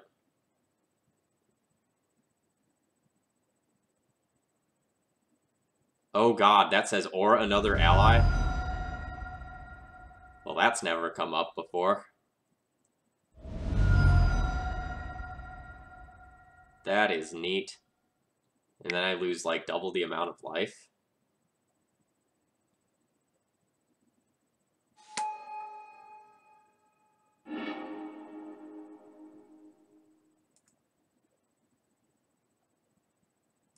Wow, I might be losing this one. Wow.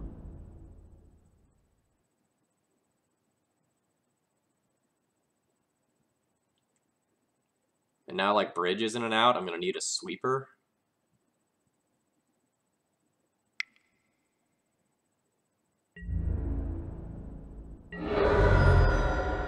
That turned around very quickly.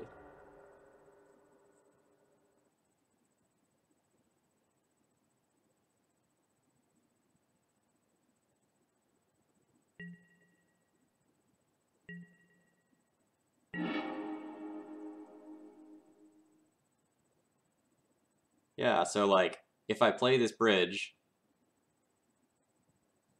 my... What is the damage? So if I play the bridge, my opponent, like, makes a copy with Kiki Jiki, nugs me for 4, and then I am dead on board. Yeah, I'm just, losing this. Ugh.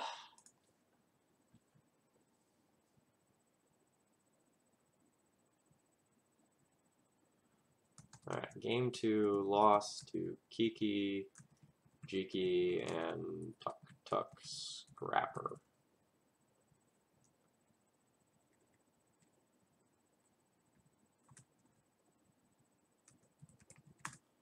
Of note, I totally got punished for not playing the Chandra a turn earlier. That was super relevant this game. I don't know with 100% certainty that I still could have won, but I would have been another card deeper, and I potentially could have done some different lines. I think if I play the Chandra a turn earlier, I don't put the Fiery Confluence under the Mox, I put a Spirit Guide under the Mox instead, and I'm in much, much better shape. I might have ended up using the Fiery Confluence before all that stuff happened, so it might have been moot, but like it was very clearly an error on my end. Alright, I'm going to take 30 seconds and run to the bathroom before this next one. Do I like my boarding? Do I want to play like Chalice when I'm on the play, when I can stop Vile and Lackey? Probably. So I can do that and trim the Magus of the Moons. Alright, I'm going to run to the bathroom before this next one starts. It's going to go quick either way.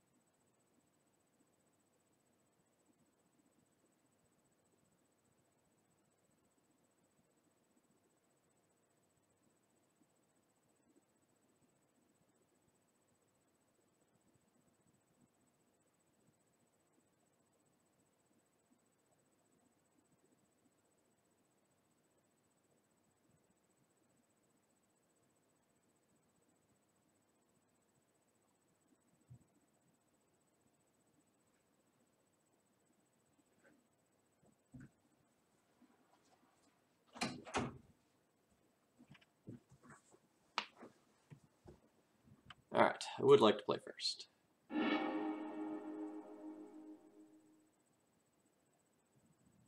This is a keep. I don't know what I'm doing yet, though.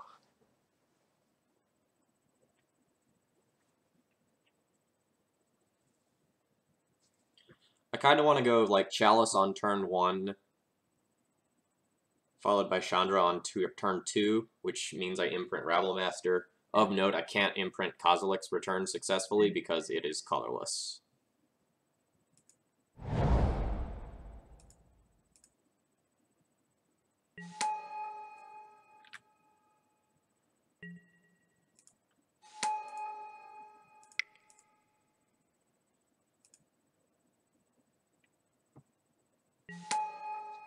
Yes, confirmed. He has more goblins than I do.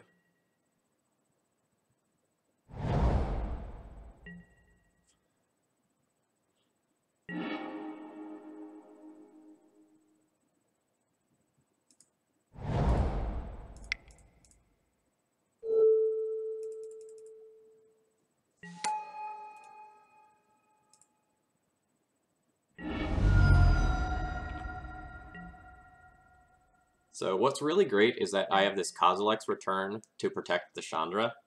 So I'm very likely to, like, Kozilek's Return almost anything my opponent plays so that I can get this Chandra emblem.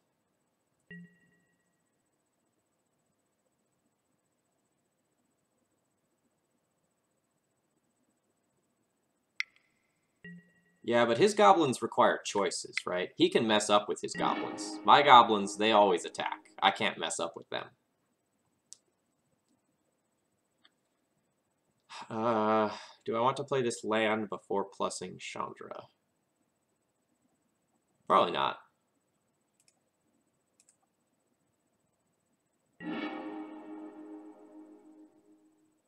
Yeah, I mean, I guess I'll cast this for 1 again. I don't really need to hold up a Braid for any reason.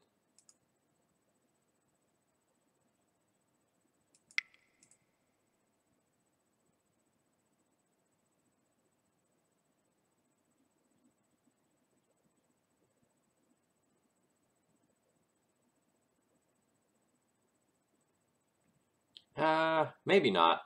The 2 damage might be more relevant than the redundant Chalice.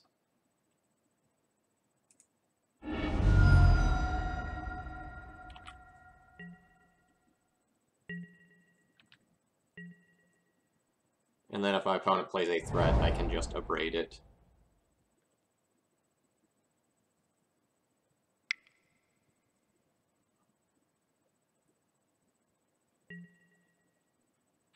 Goblin Matron.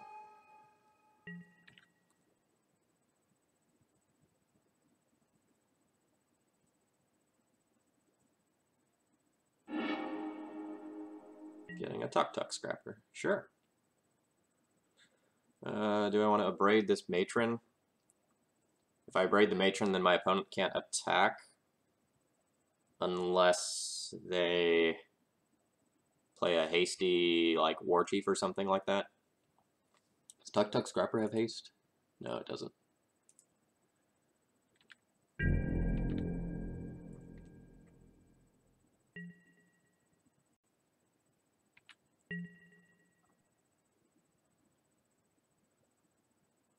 This is a little ridiculous, but I am going to do this since the Chandra Ultimate will just win me the game if it happens, and I only need to protect it for 1 turn. The Kozilek's Return will 100% protect that.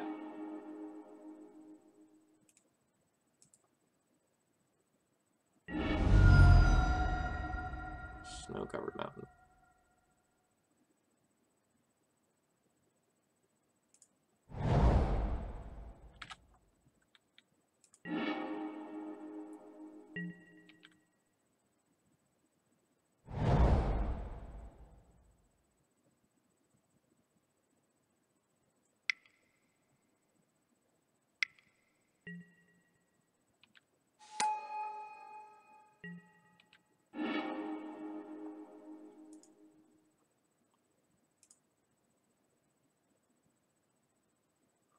Alright, opponent has some good cards.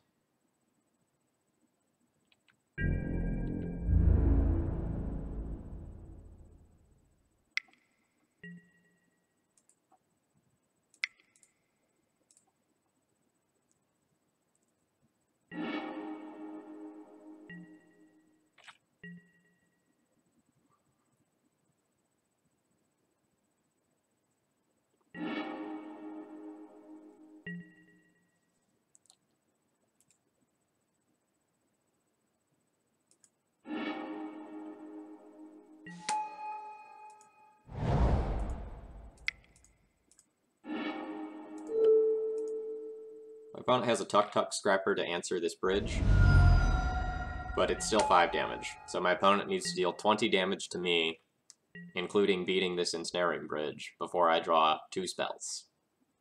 I like my odds. Alright, Red Twister, thanks for stopping by for a little while.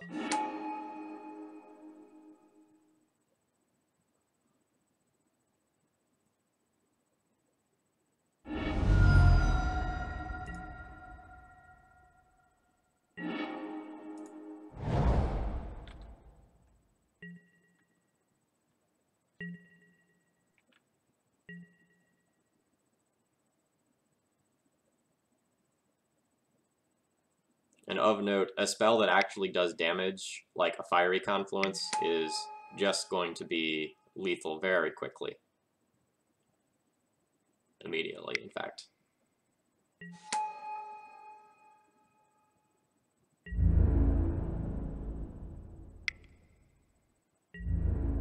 The next 5 draws or lands lose. Yep. Well, I might actually lose.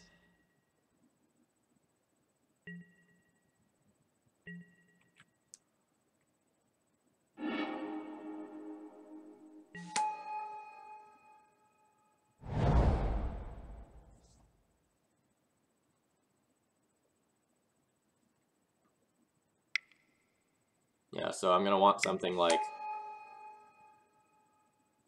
a Bridge, or a Chandra, or a Karn, or a Fiery Confluence. Uh-oh. File driver just means I'm dead, right? It's +2 +0? 2, 4, 6, 8, 10, 11, 12, 13, yeah.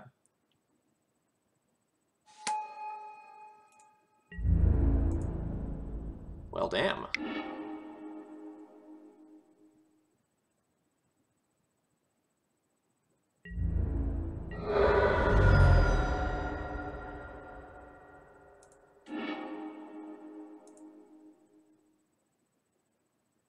Okay. So be it. I accept this loss.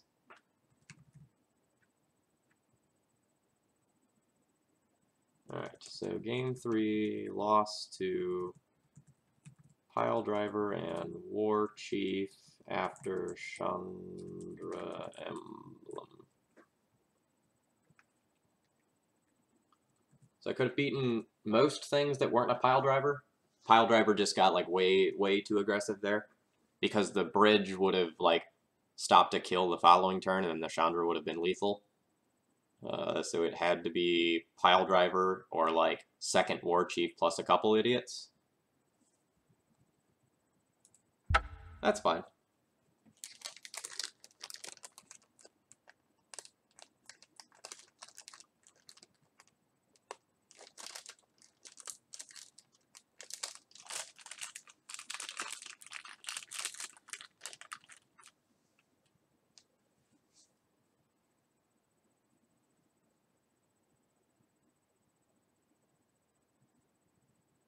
Yeah, Rec, I'm not 100% sure about that, though. Because if I draw something that I care about, then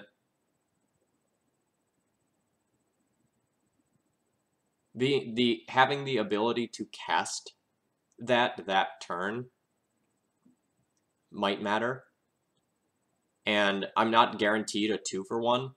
Like, if I play the Abrade, in order to not get ultimated, my opponent has to play a haste creature.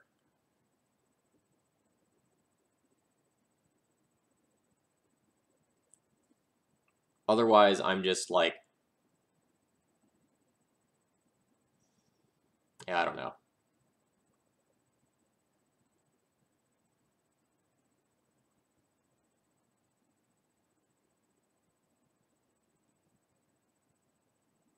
Like, that play is moot, because that was irrelevant. Like, I don't get 1 extra card either way. Opponent was at 9. So, like, that decision did not influence the course of the game. Well, I mean, it influenced it, but it was not going to be a deal breaker.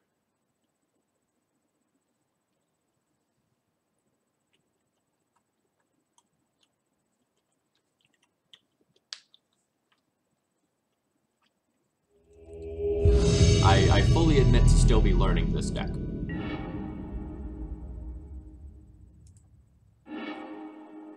This isn't like D&T where I know every line in and out like the back of my hand and I make like very minimal mistakes. I make plenty of mistakes while playing this deck.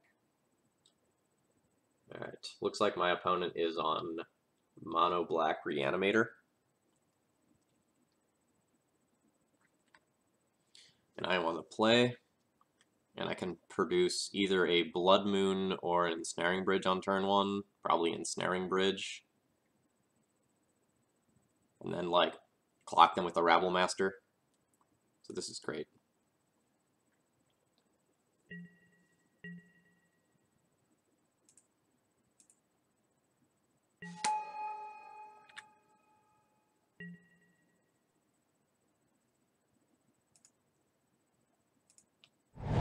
I'm only making this line because I have data on what my opponent is playing.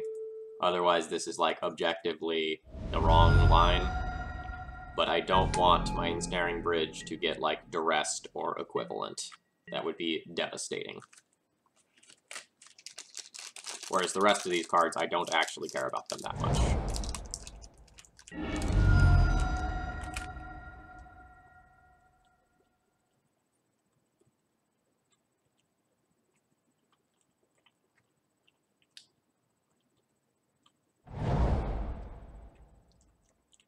JK, opponent has switched decks.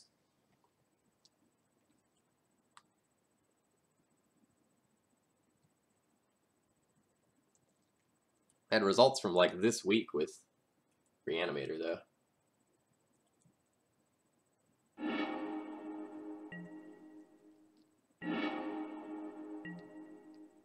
Now what? They're just Moon now? Now they have a basic before they get more? Probably.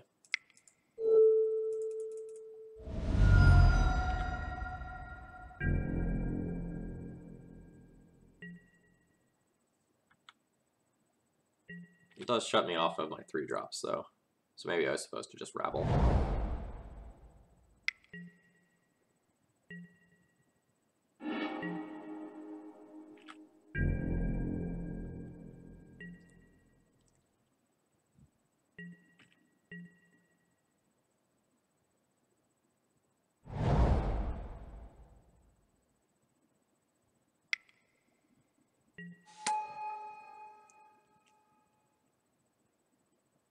Alright, I got this game.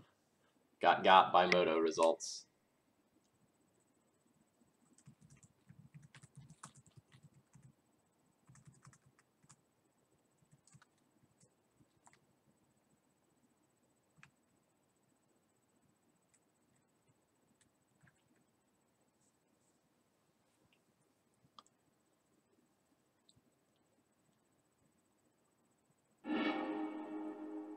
Alright, opponent did not shuffle.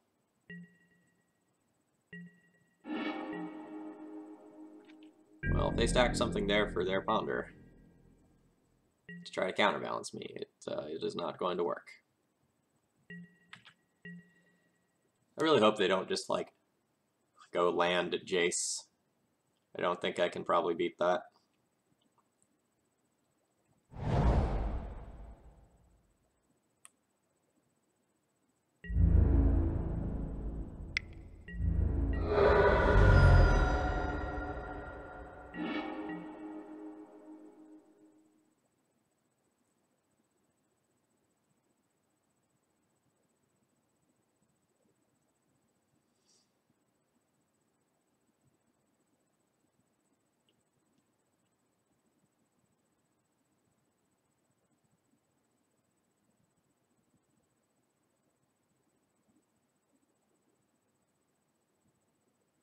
Whatever I play probably gets counterspelled.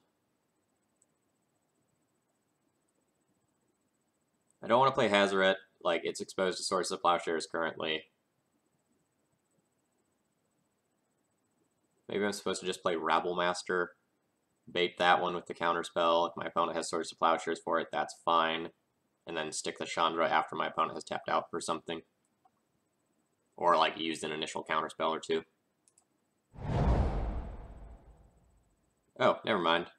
Blood Moon. Ignore everything I just said. I'm going to cast a Rabble Master.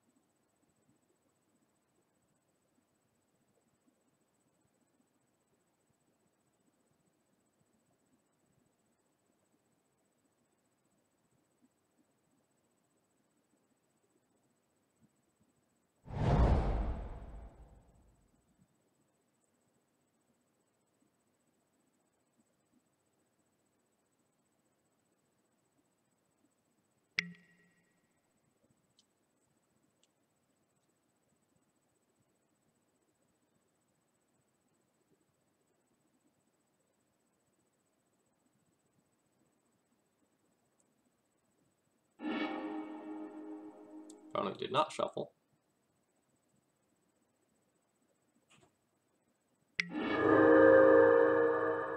Alright. Good old Rabble Master friend is dead. That's fine.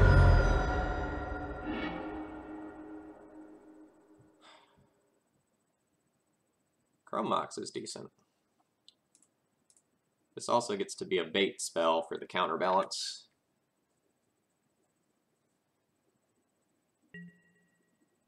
Opponent did not use counterbalance's ability.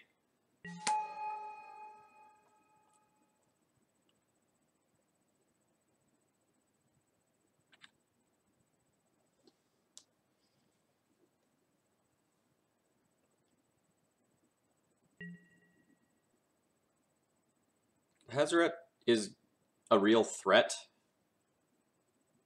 I think I'm going to stick the Fiery Confluence under here and try to resolve this Chandra.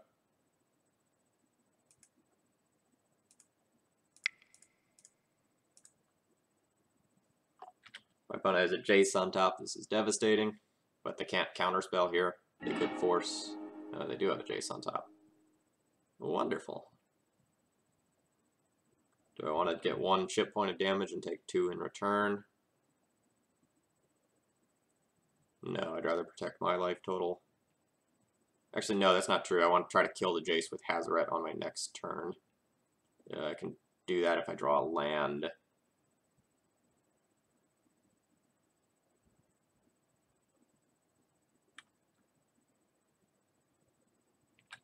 No, I'm gonna hold the Goblin back.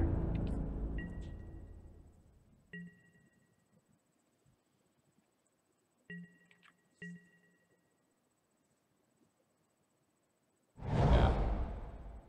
If I had played this match like I was playing blind and not like based my plays. Ooh, Mentor. Super punished for putting that Fiery Confluence under there then.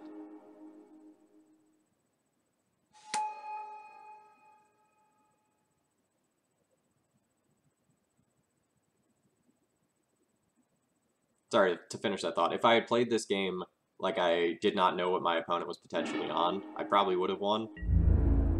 Because I would have like turn 1 Blood Moon, they wouldn't have gotten that island.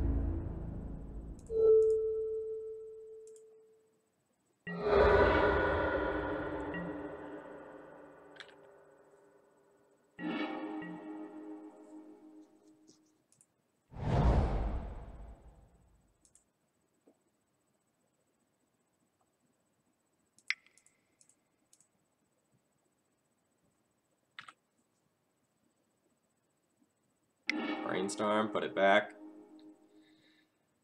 Daggers.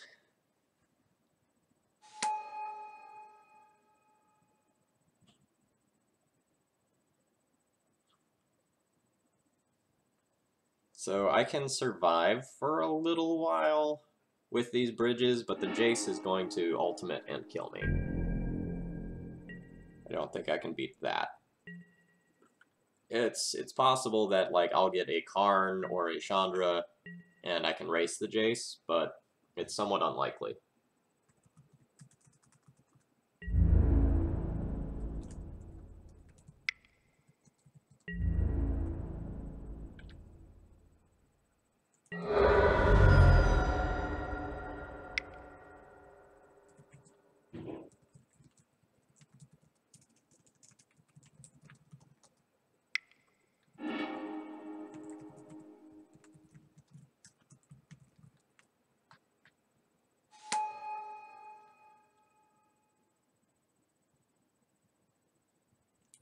Yeah, I agree. I think we are also at sub 10% to win here. If my opponent keeps brainstorming and doesn't, like, and brainstorms in a way... Yeah, okay.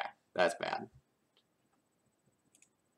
So, Jace goes up to 7, 9, 11, 13 ultimate. So I have 5 turns to deal 18 damage to my opponent or check the Jace.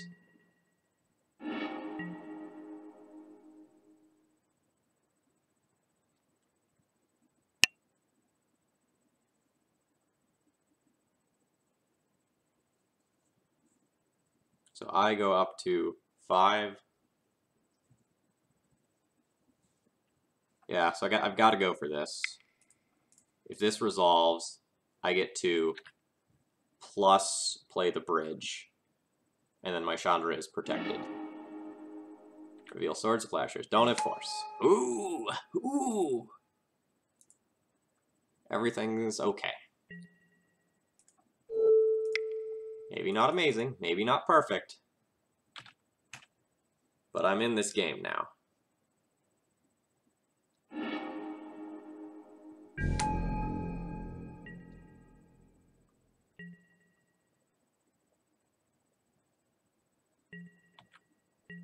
So I'll go up to 6, go up to 7, ultimate, and if I draw some gas in the interim, I'm in awesome shape. Opponent is brainstorming now. So how can they beat me? Another Plains and a Council's Judgment could get rid of Chandra, and then I'll lose to Jace. If they have something like Engineered Explosives, they can Engineered Explosives for 3, get rid of the bridges and the moon.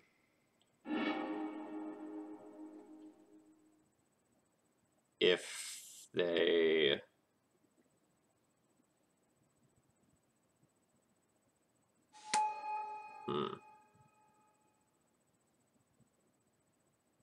I might have, like, found my sub 10% win. I'm still not convinced. I'm still not confident in that, but like I have the possibility. What's kind of unfortunate is I can't really hold cards for Chandra's emblem in my hand because of all these monk tokens.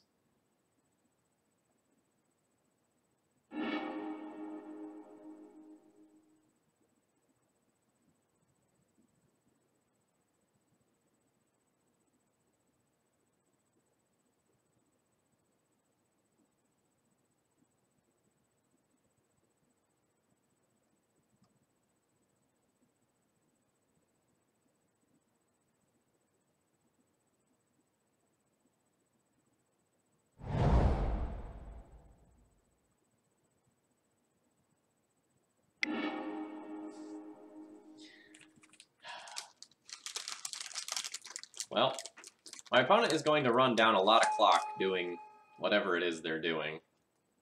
So even if I can't win, I'm not likely to concede to my opponent. They're 4 minutes below me already, and showing no sign of accelerating.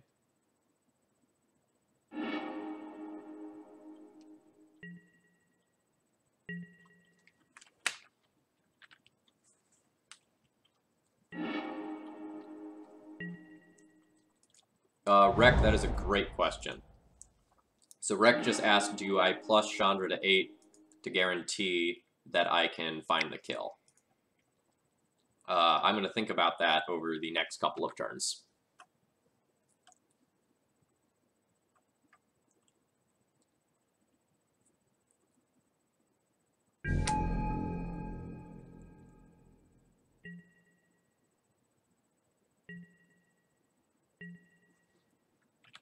So there's this problem, right? If I ultimate Chandra, my opponent can, like, Jace Fate Seal me off of spells, and then maybe still win? So maybe I am supposed to plus one more time. Oh, that's a little weird.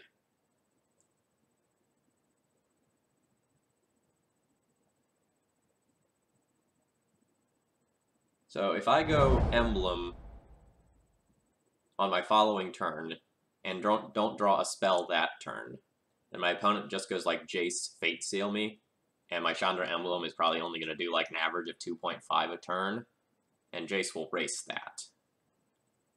So I do think I am supposed to plus to 8.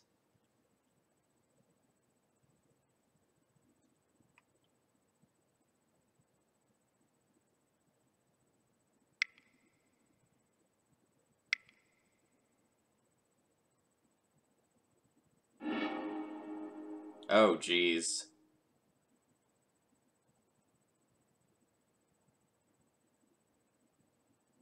So now, alright, so if X equals 3, that means Chandra's my 4th card, is that right?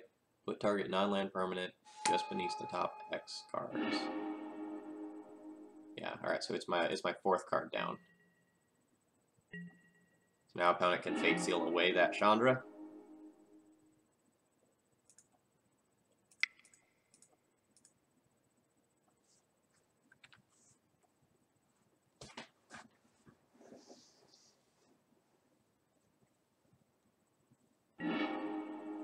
Alright, there's a counterbalance on top.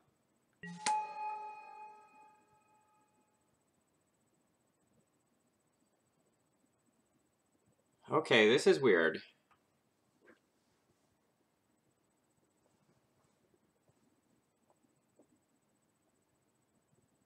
If I plus this Karn, I get a card in my hand, and then those monks can attack. I don't even think I need a creature, or want a creature right now. It'll just get, like, Jace bounced. I think I just want to keep my Karn's loyalty where it's at past the turn. If my opponent Fate Seals me, then I plus Karn, Chandra will go to my exile, and I can cast it on a following turn. Yeah, I think that's right. Yeah, I'm going to do nothing.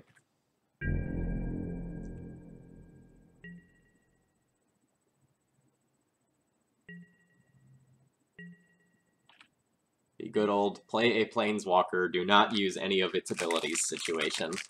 This is why I love Legacy. So many weird and interesting things happen all the time.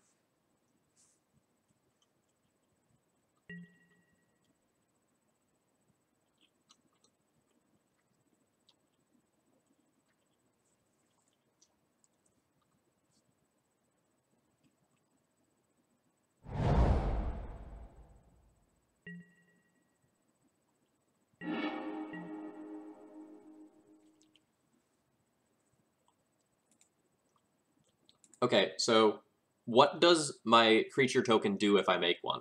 It's not getting through all of this. I think I'd rather just have my loyalty on this higher.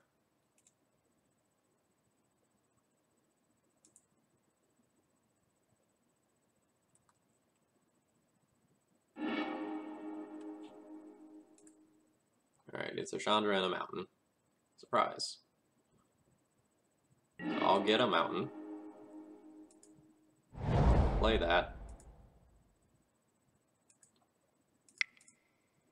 I will cast a 2/2 purely for Ensnaring Bridge reasons.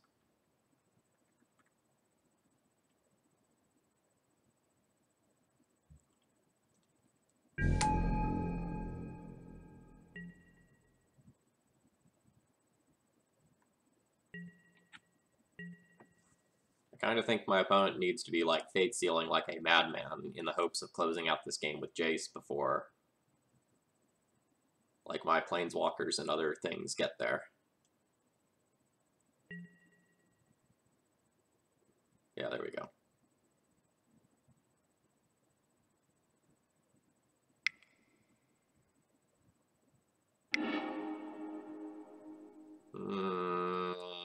That's bad.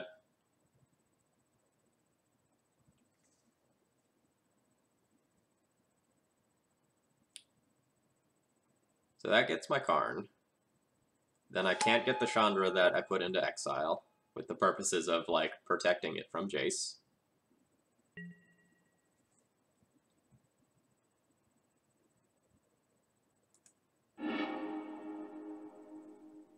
And now this Jace just takes over the game, but it'll probably take my opponent 4 minutes to kill me.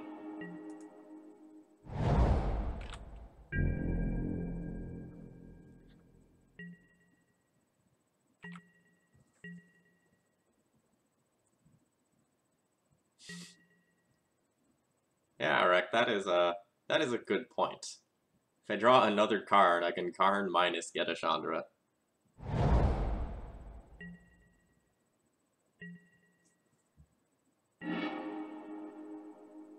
What do I put this on? Just one, probably.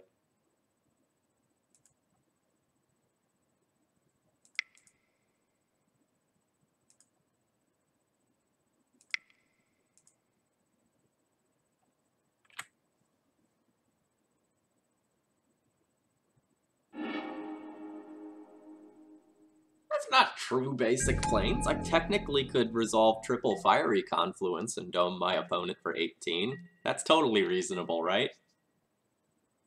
Right?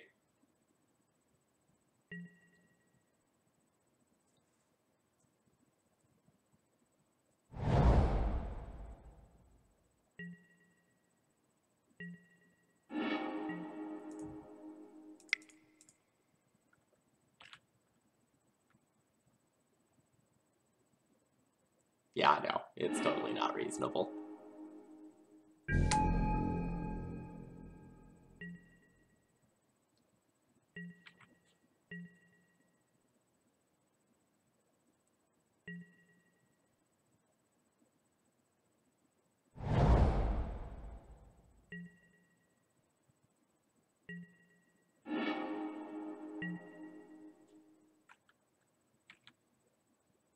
So I'm not going to play that mountain, so that if Jace ultimates me, I get one more turn. And if my opponent instead cantrips and, like, tries to kill me with the monks, they have to put all of those triggers on the stack.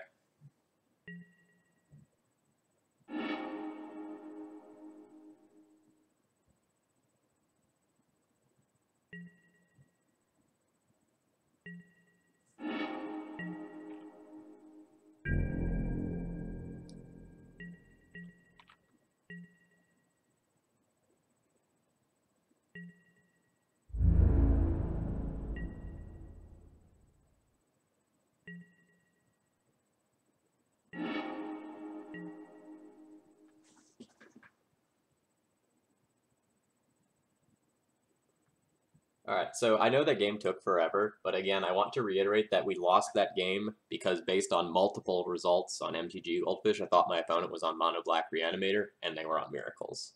So on my first turn, I played out an Ensnaring Bridge rather than a Rabblemaster or a Moon that would have been much, much better. So let's not forget that. Alright. So Spyglass in, and Berserker in, and then probably either a Braid or Kozilek's Return in.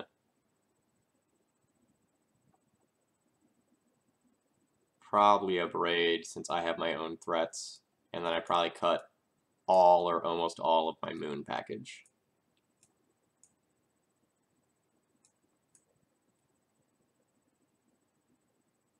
Imagine all the people keeping shit thinking that you're on D&D. Same thing. Oh yeah, absolutely.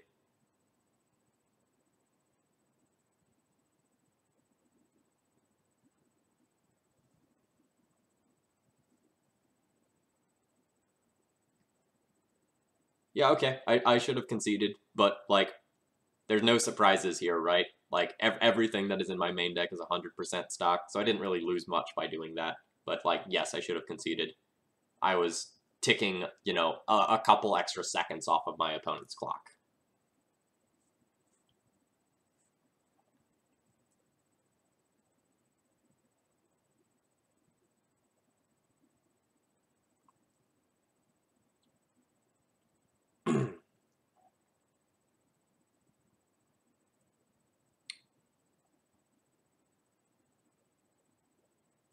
There might be some argument to, like, going down a Chrome Mox and keeping some amount of this moon stuff in the deck.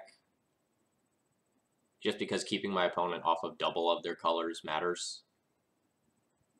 I don't have the experience to know for sure. Because I can see myself wanting some Blood Moons to keep these around. But this is what I came up with in my sideboard plan when I was, like, writing it out last night, so I'm going to try this. Turn 1, Chalice. Keep.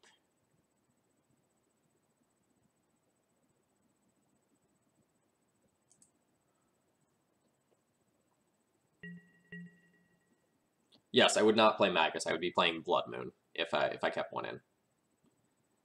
And so that I don't just, like, evaporate City of Traders immediately, I think I'm going to go ahead and use a Spirit Guide to power out the Chalice.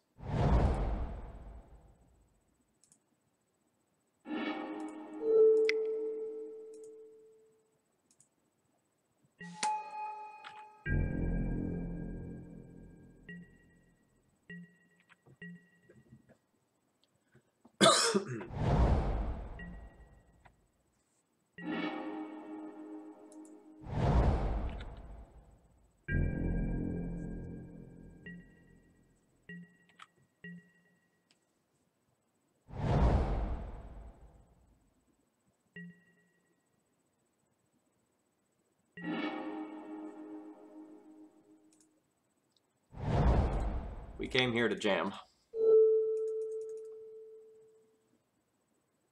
If opponent counterspells this, that's fine. They didn't have a force, so it has to be something like actual factual counterspell. Ooh, and they got Tundra in order to do it. No fear of the Blood Moons.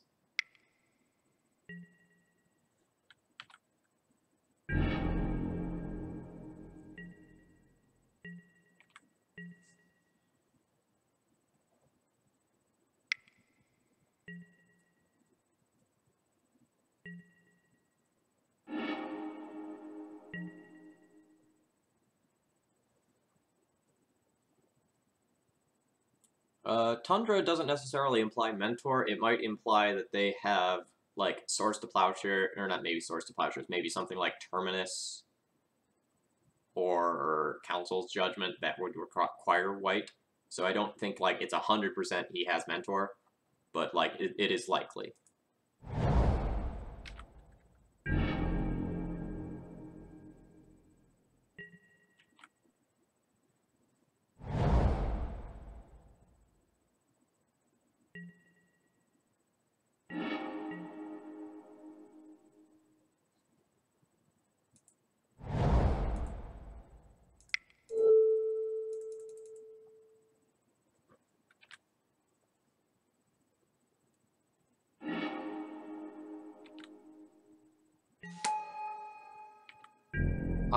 I've tried various Red Prison decks in Modern.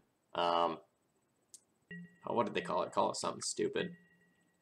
I want to say they call it, like, Sun and Moon or something like that. That was like a red, white, Blood Moon prison sort of deck. I've tried various shells surrounding that.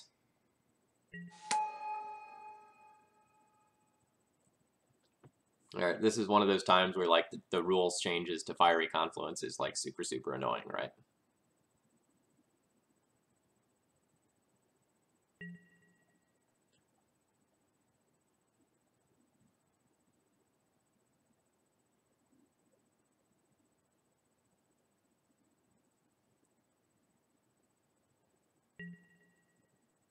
Free Win Red.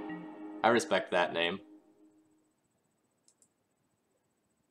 So it's very possible that this just gets countered by counterbalance, but I think my opponent is most likely to put 4s on top.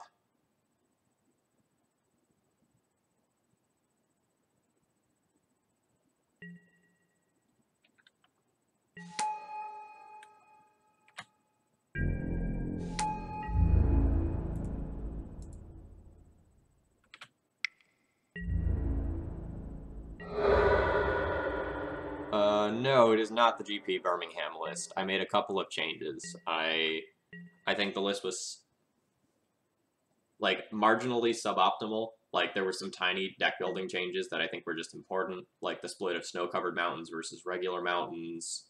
I don't think the one of surgical extraction was particularly good, so I've replaced that with the Scab Clan Berserker to give me better percentages against, like, generic combo matchups. And I think I replaced one PNK with another Chandra.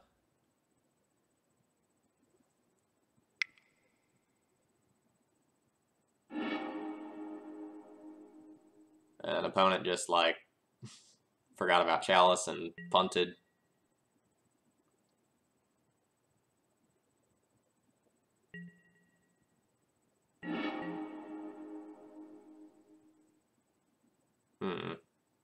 Do I just play that other Rabble Master? Probably not.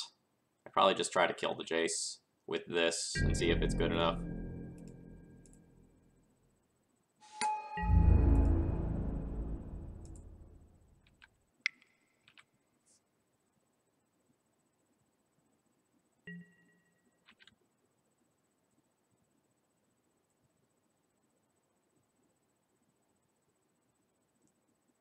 Like, opponent could play a Snapcaster as a blocker, but they can't actually flash back something to, like, keep me from killing the Jace. So they have to do, like, double Snapcaster Mage. Alright, so they go Snapcaster, targeting counterspell. So this blocks the Goblin Rabble Master, takes care of that, but then the Jace still dies. So that's fine. Overall, that leaves me pretty far ahead on this board, and since they've got this targeting a counterspell, I'll just pass my turn.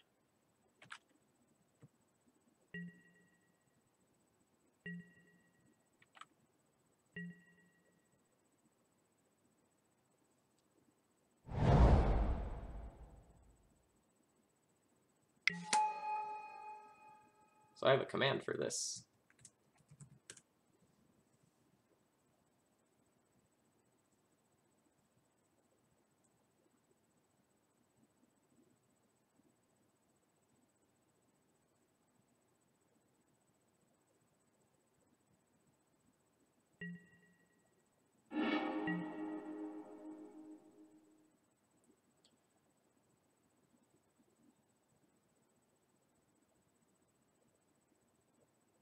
Do I play the Rabble Master? The Terminus would have to be blind at this point.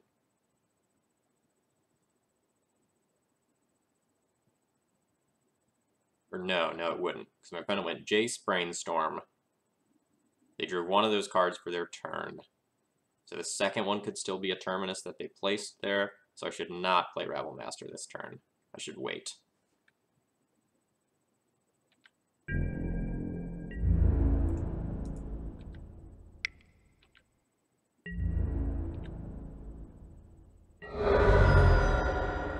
I will, however, attempt to dome them for 4 and kill that Spyglass.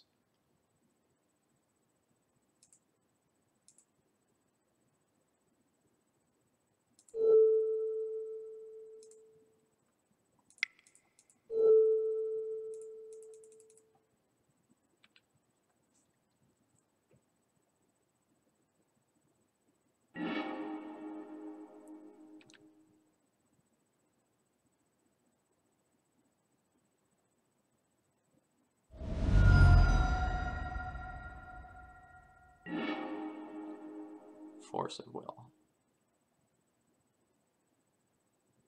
Pitching a Ponder. Okay.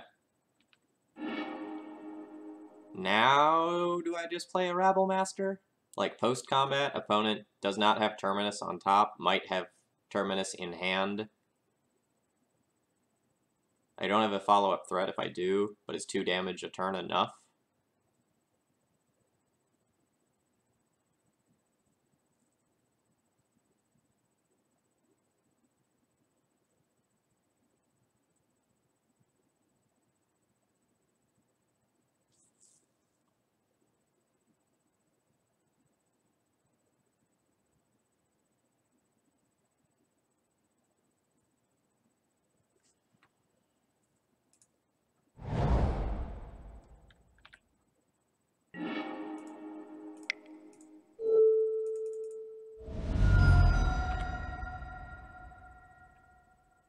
My opponent has a Terminus in hand. I accept losing.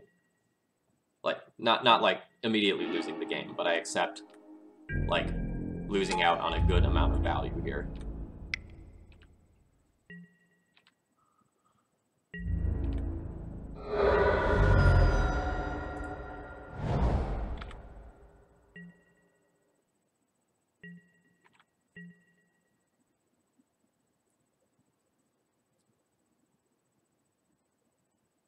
And my opponent concedes.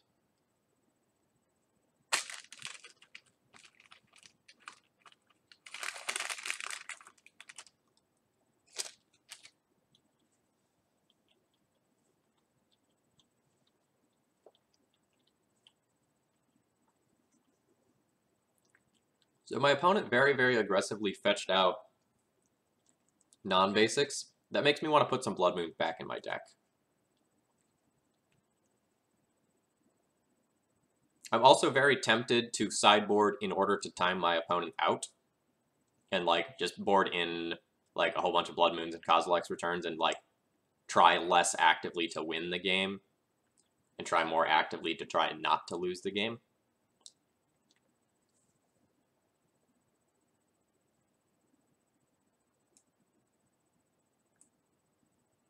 Blood Moon's a little worse on the draw, though. What don't I want to play? Is there anything I don't want to play?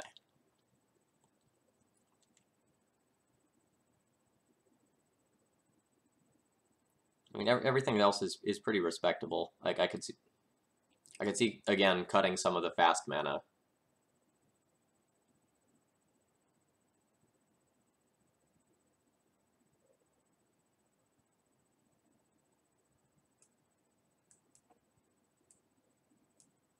I think I want a K return over a Braid.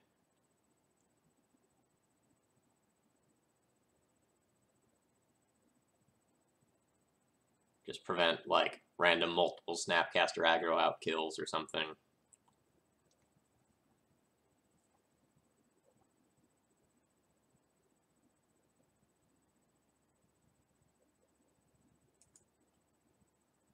I don't know. There's some thinking to be done there.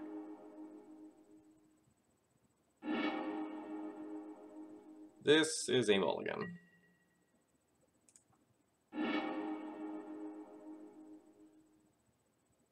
This is also probably unplayable. This has a turn 1 Chalice. I do not want a second City of Traders. I'll bottom that.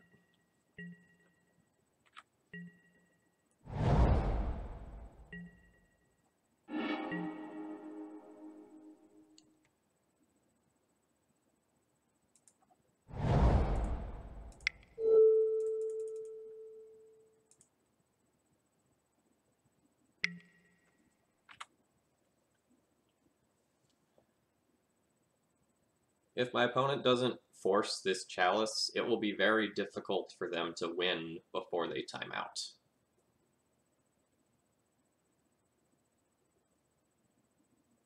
They would probably need to already, like, have their win condition in hand or in the top few cards of their deck. So, like, now they're going to be reliant on something like a natural turn 3 Mentor or something of that ilk.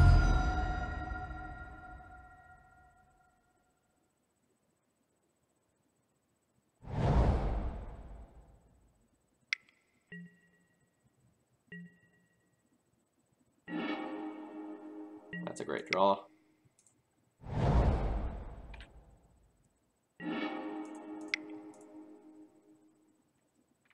They don't actually have all that many 3s. Like, there are some.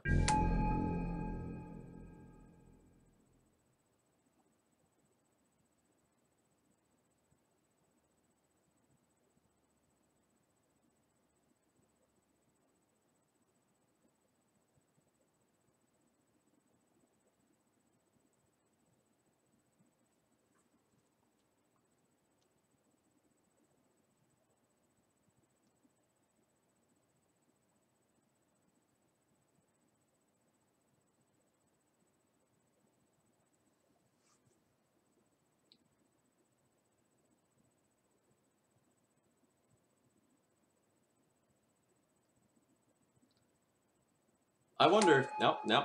Opponent is still alive. I was about to say, like, I wonder if my opponent got mad and just, like, left and is just gonna let the clock run down for the remaining 4 minutes.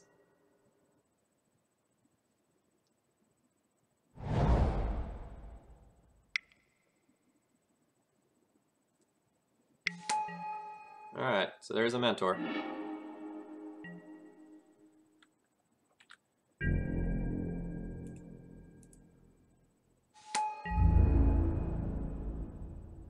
Do I want to offer the trade? Yes.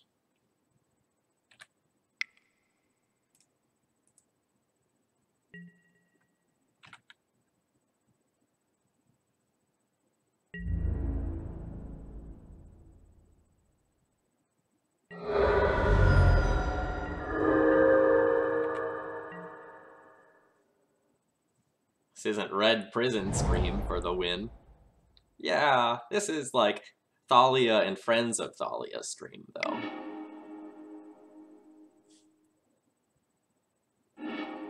I hope that was my opponent just getting a prowess trigger and not, like, forgetting.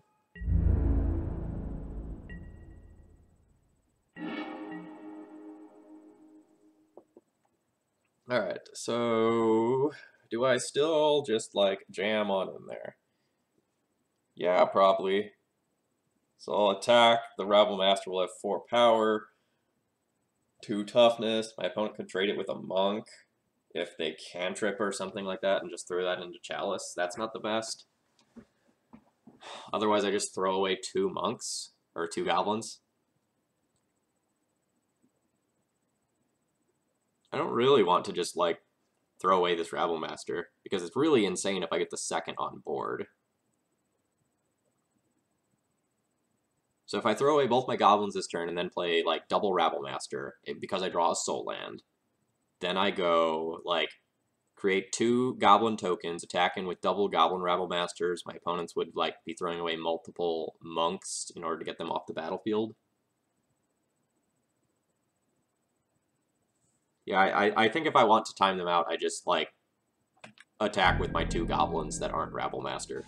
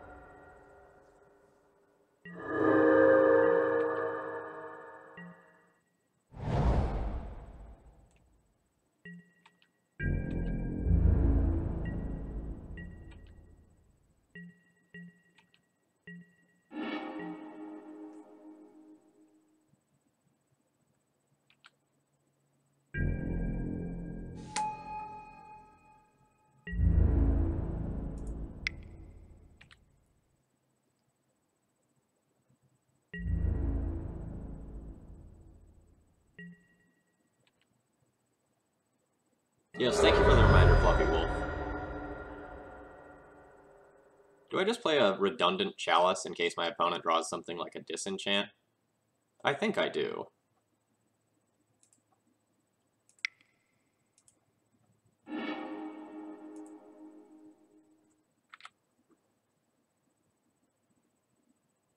I don't want, like, a Disenchant or an Unexpectedly Absent or something like that to just, like, ruin my life.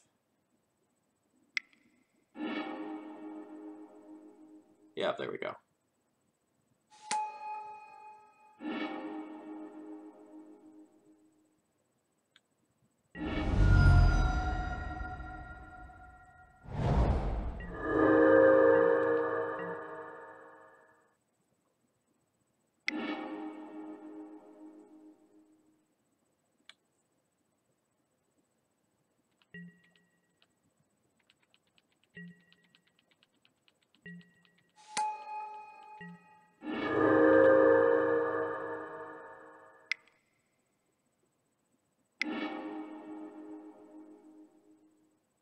If I draw some lands, I am still fine and can very much beat this.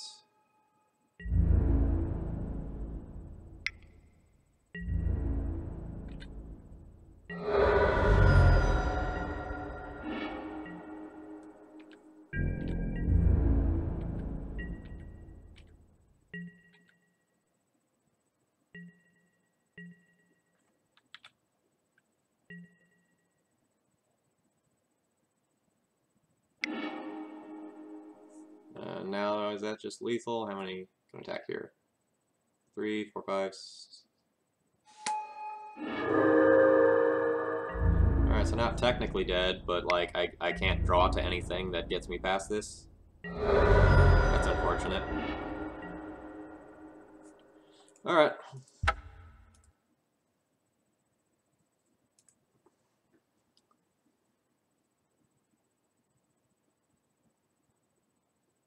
Alright. So game 2 result loss. So game 2, mull to 5, and loss to mentor.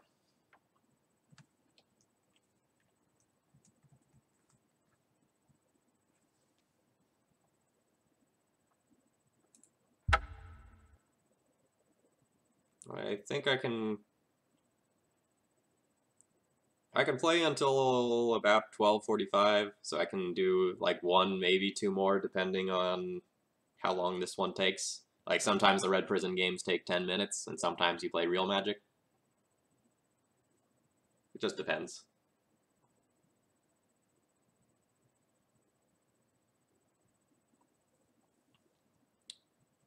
I went 4-1 last night when I played my first league with this. So last night I beat Belcher, Maverick, Nick Fit, and Grixis Ninjas. Yes, Grixis Ninjas with Ninjas of the Deep Hours. And then I only lost to the Mirror last night.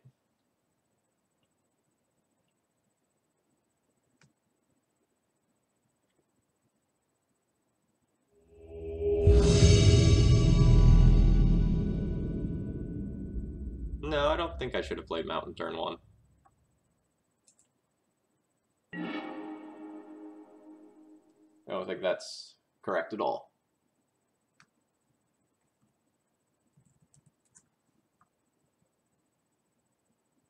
Alright, opponent plays Grixis Delver.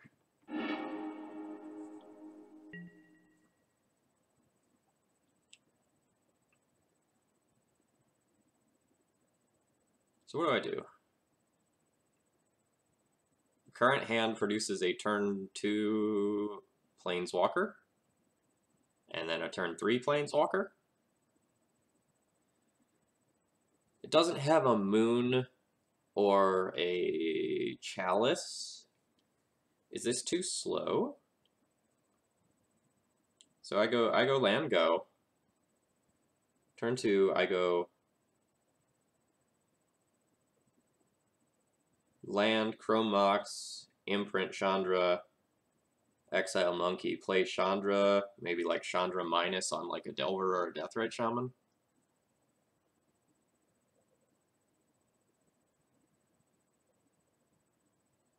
This is probably one of those hands that has a lot of draws that make it way better.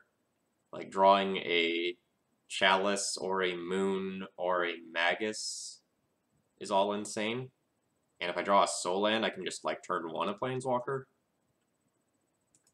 So I think I keep this.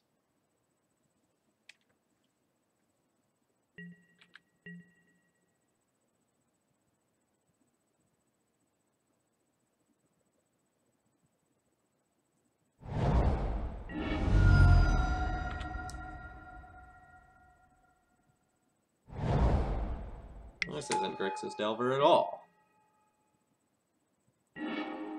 MTG Goldfish data has not been kind today. Alright, I think I just go for the turn 1 Chandra minus kill a Deathrite Shaman. that doesn't work, we'll turn to a different Chandra.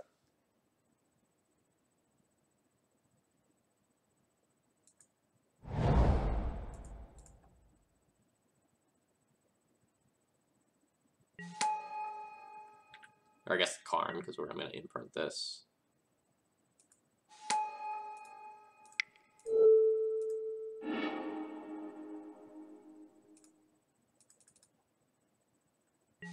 Yeah, we always played a jam. That's what we're here for.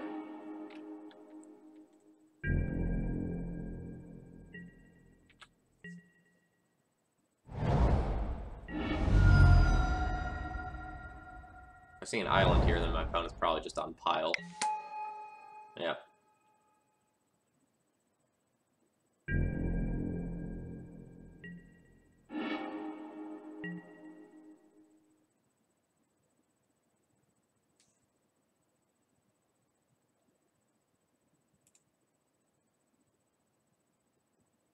I think I'm going to plus and see if I hit a moon. If I moon, then I can keep this land.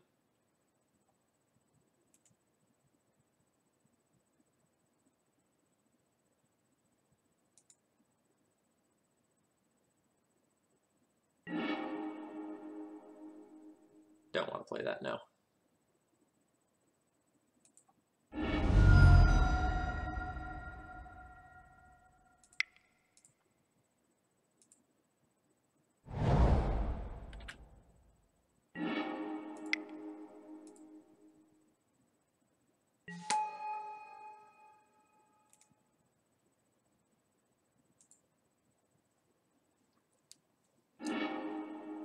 I'm not 100% sure if I am supposed to...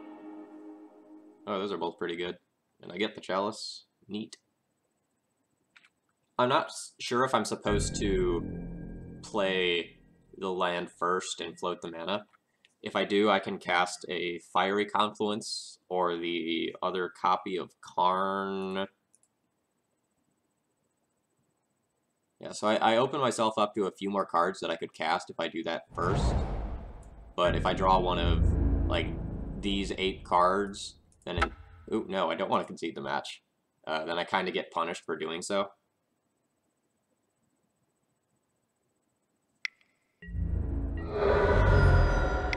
Opponent's actually probably a Lurin.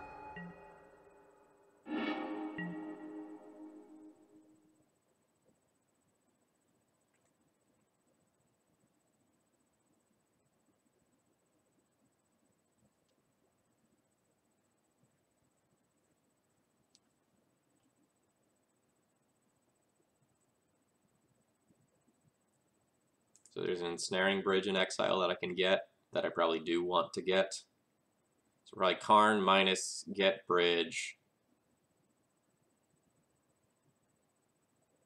No, I think I Chalice of the Void first, use that as my bait spell, and then try to resolve Bridge.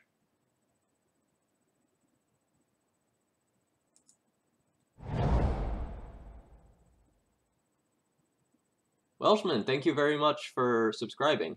I appreciate your support.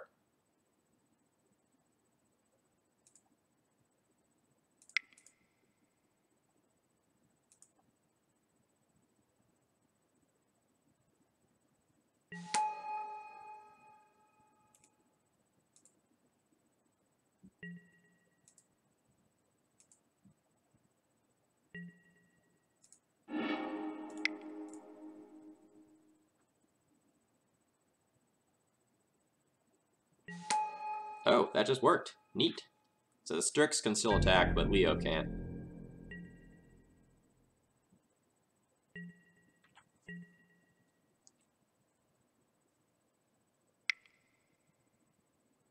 Womp, womp, womp, womp. Alright, so that gets to Chandra.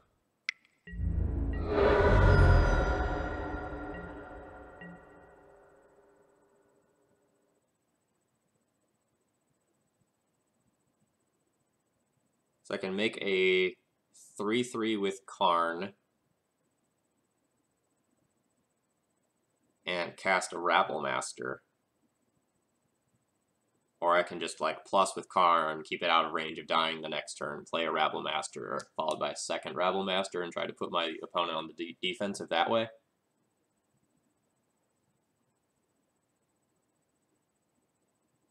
Oh, pre-ordering Karn seems like a hit. I think I'm probably going to get aggressive.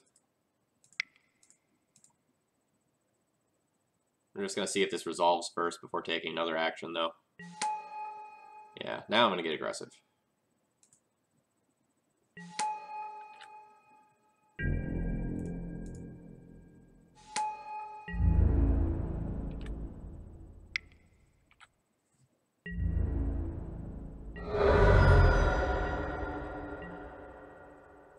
Basic Plains, obviously, I agree. I know there's some chat lag there, but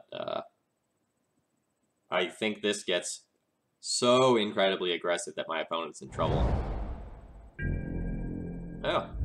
His opponent just pile and has all the colors?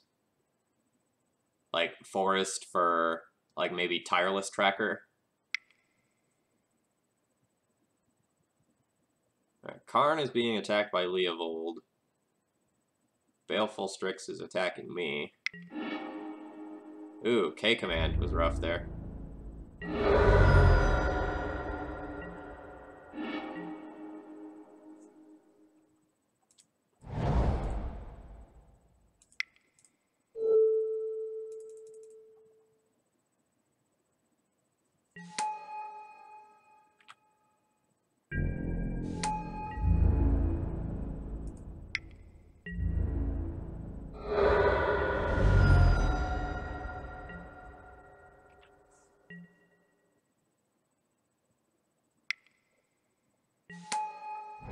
Yeah, there's the Tireless Tracker I suspected.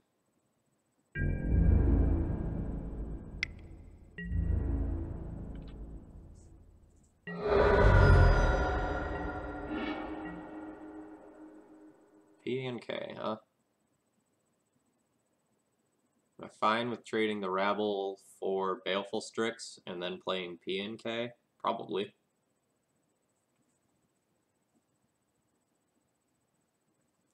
Yeah, the greed is very, very, very real.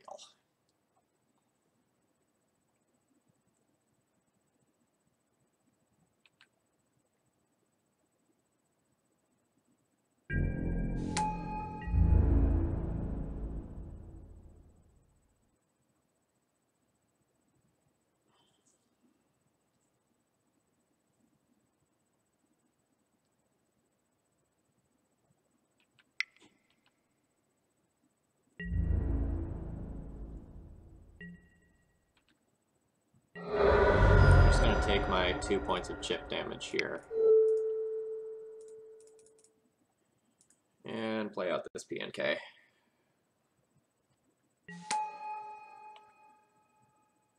On the following turn, I can use P and K to, like, potentially kill the Strix and get through for more damage with Rabble Master.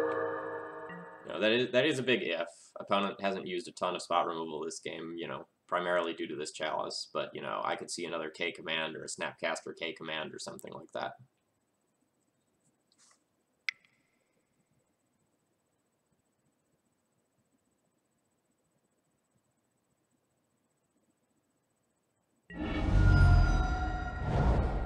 Deluge? Rough.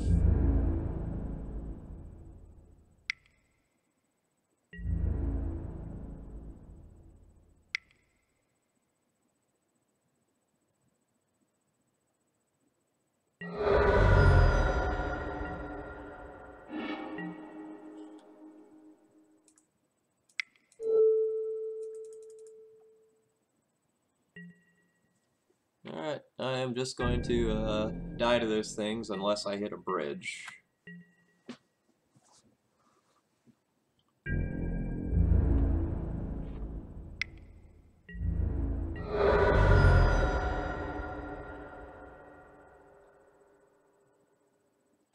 Yep, Pile's a little annoying. Deathrite Shaman's really good.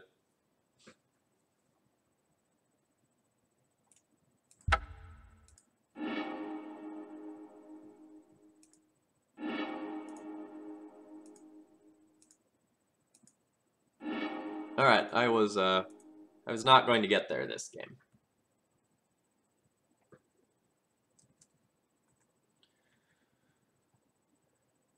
I was on the draw, and I lost. P4UM. So what did I lose to? I mean, I really lost to the fact that my opponent could play around Chalice of the Void by having 4 different removal spells that were not at 1 mana.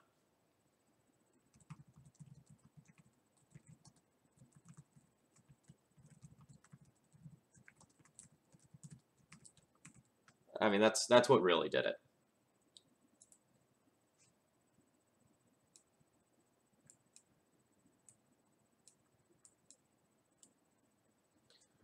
All right.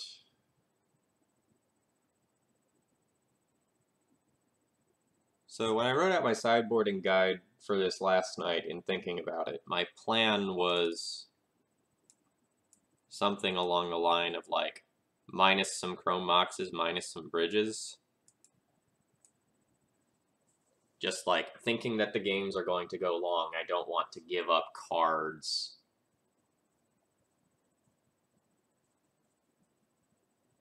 But if my opponent has like tireless trackers as well, and in multiples, like there's like enough to justify the basic forest, that probably means, you know, ballpark 3 of the little buggers, then maybe I need to keep the bridge.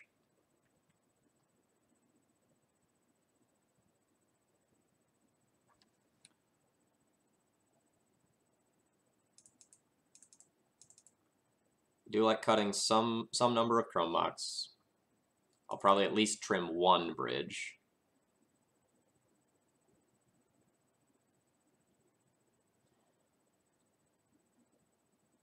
Is it crazy to cut Chalice?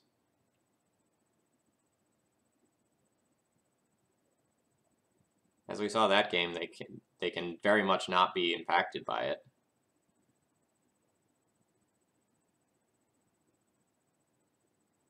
I think I'm going to try to get aggressive when I'm on the play, and then reactive when I'm on the draw.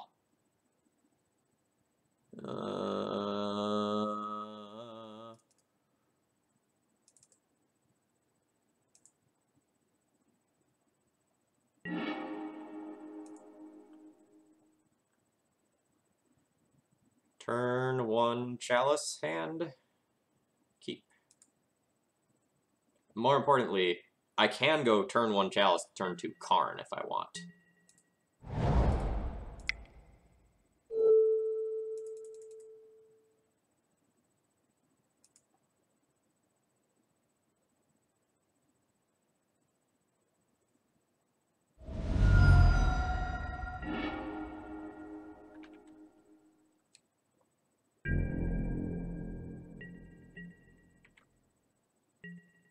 This variant might demand a braid.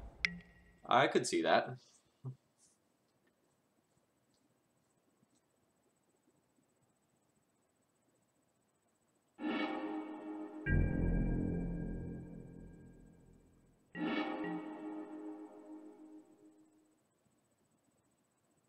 Do I just go all in on this Karn? Otherwise, I just like play Mountain and pass, and that seems terrible. And then I want to like play Mountain and pass again, and then play Karn. So I think I just play Karn, start plussing, and I'll recoup the lands I lose by it.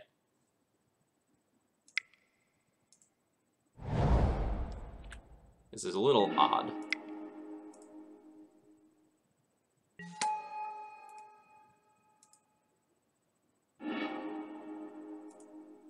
Ooh, a Blood Moon is great. The Simian Spirit Guide is also, like, surprisingly good. Oh, they just give me the moon, not the Spirit Guide.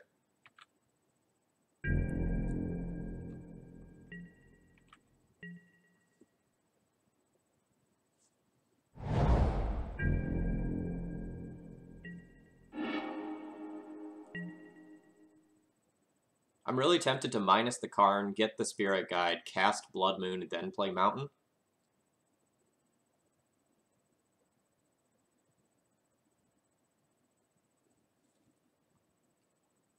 That would let me Berserker next turn.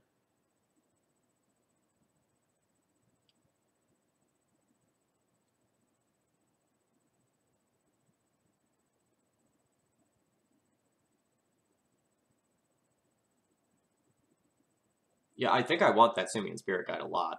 But I think I want to Blood Moon this turn before they get all 3 of their basics.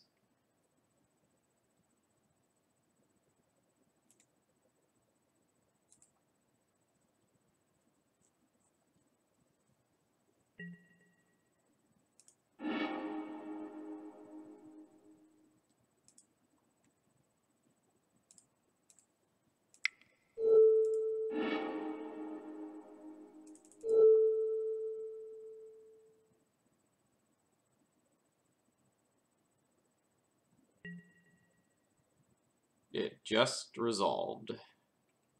I accept. That might mean opponent has like Snapcaster Mage plus Lightning Bolt.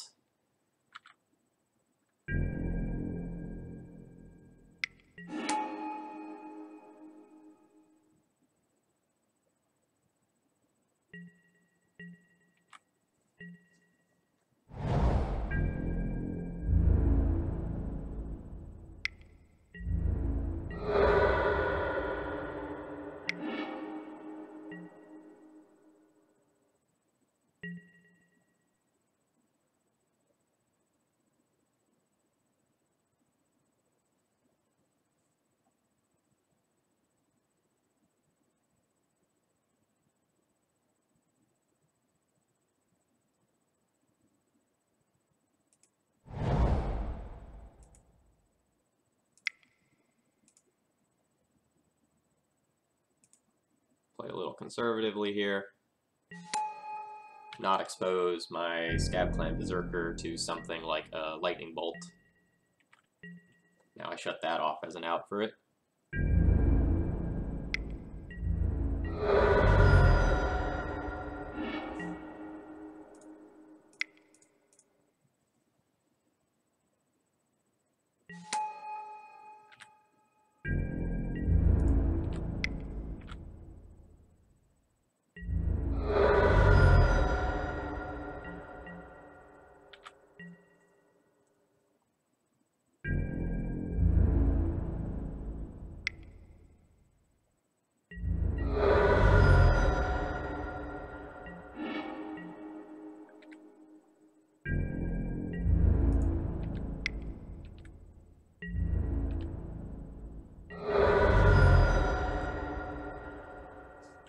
Which one of these do I want to cast?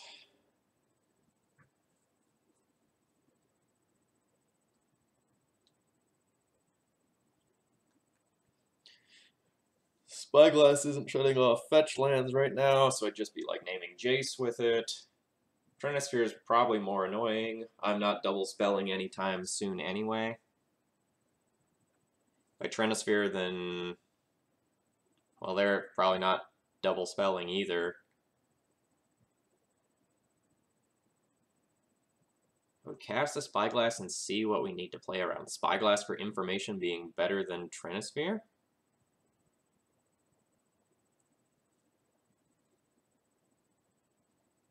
I am winning the race by a lot. I could see that being correct. I will agree with you.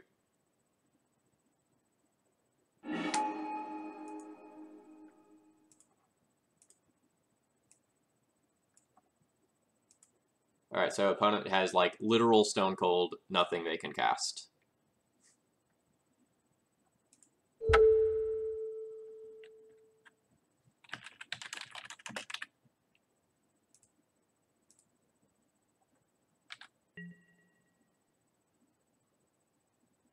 They can't Ponder, I have Chalice.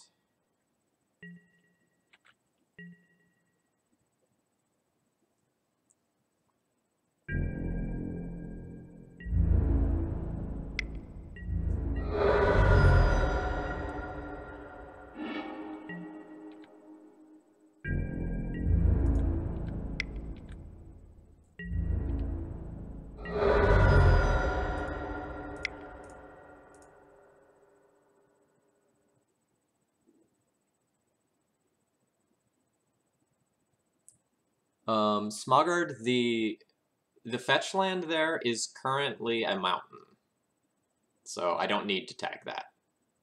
They also probably like cannot take Blood Moon off of the table, so that's a mountain forever.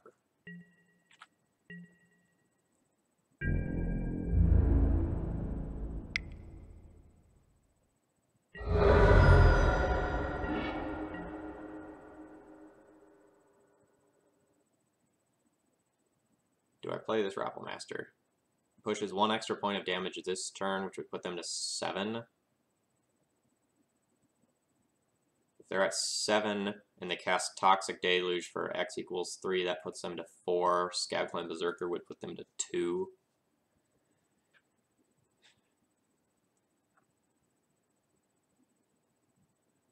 Like, natural drawing Swamp Deluge probably doesn't get them out of this because, like, I Fiery Confluence them and they'll die anyway as soon as I draw a land.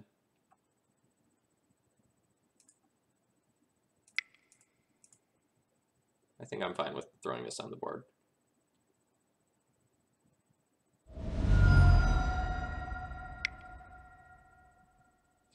Ah, yes, the classic 3 mana, lose a life, pitch a card, Force of Will.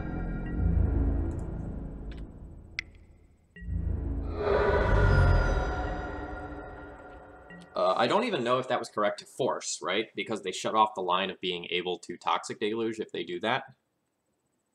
So I think that was just a misplay. So game to win with Berserker.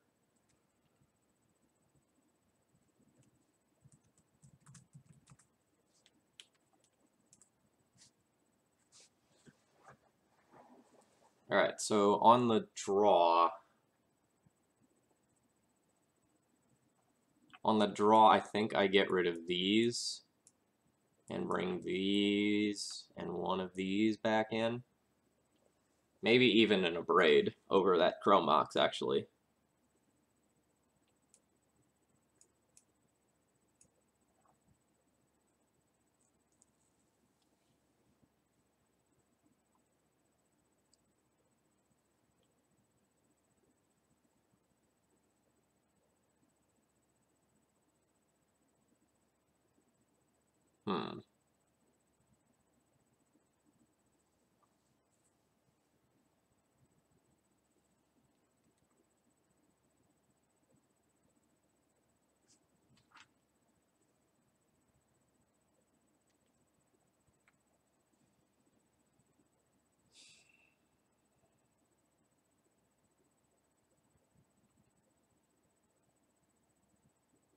The trackers are annoying, and I really want to Abrade them, but I don't want to like use a removal spell on a lot of the rest of the things that are in their deck.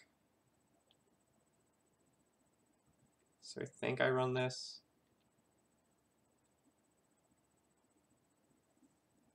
You don't like leaning on Bridge against a K-Command Snapcaster deck? I could see that.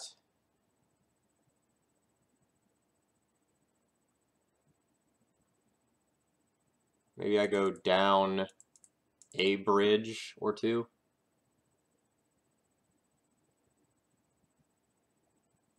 I want some number of bridges to protect my Planeswalkers.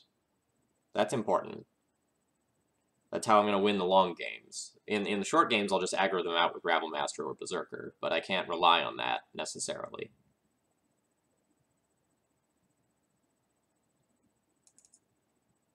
Maybe I'll play like 1 Abrade. Or maybe 2.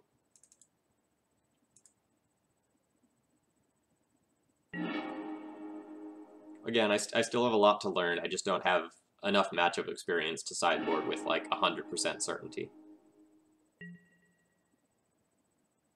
Alright, this is a turn 1 Rabblemaster hand. I pitch the Abrade. If I draw a land, I turn 2 Karn. Keep.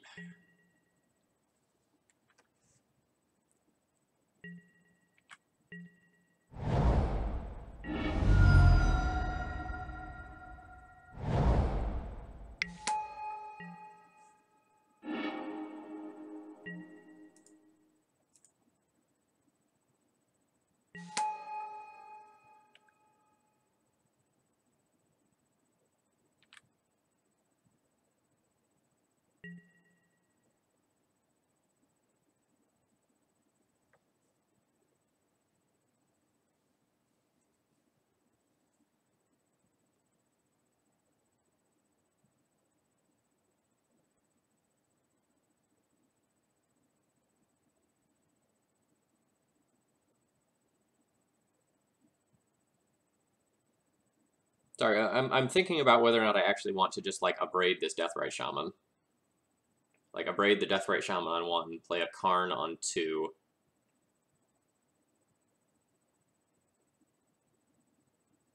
And then, like, play Rabble Master as a follow-up play.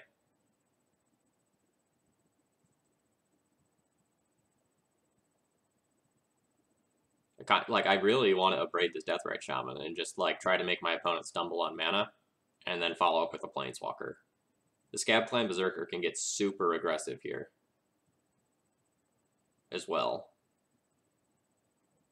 You like imprinting Rabble Master? Yeah, that's kind of what I'm thinking about.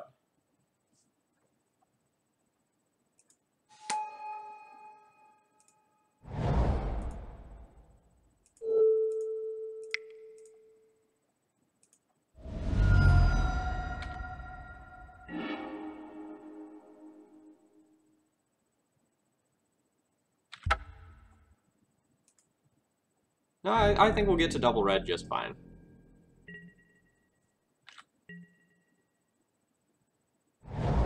We are playing Legacy. We are playing a mono-red prison deck.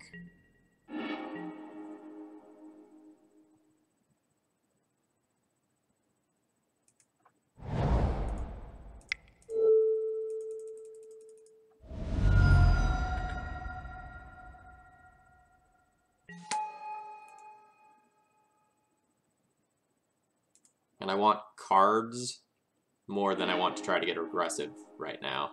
I don't want to just, like, make a handful of tokens and have them just die to, like, assorted removal spells.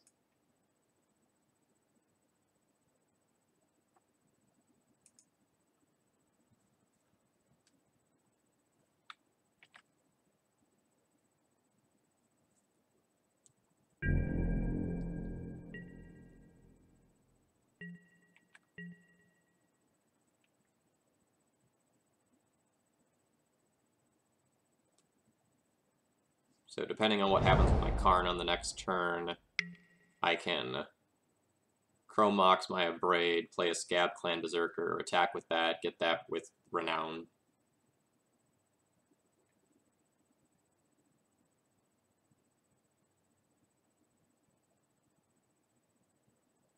I don't really want to play the bridge yet until my opponent starts threatening the Planeswalker, because it might stop my Scab Clan Berserker from attacking in the short run. Ooh, another one of those.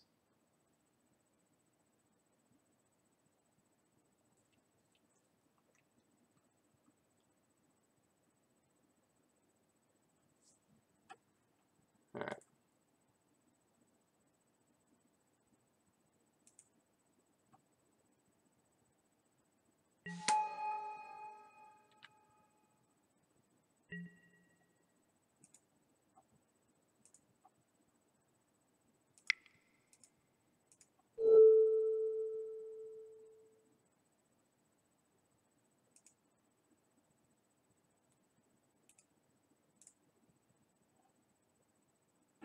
I should have done all of this first. I changed my mind midway about what I wanted to do.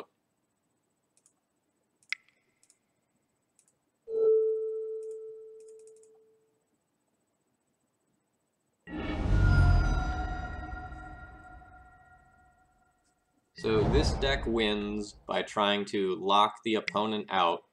Blue Elemental Blast. Okay. Do I want to play Ancient Tomb and Bridge this turn? Probably not.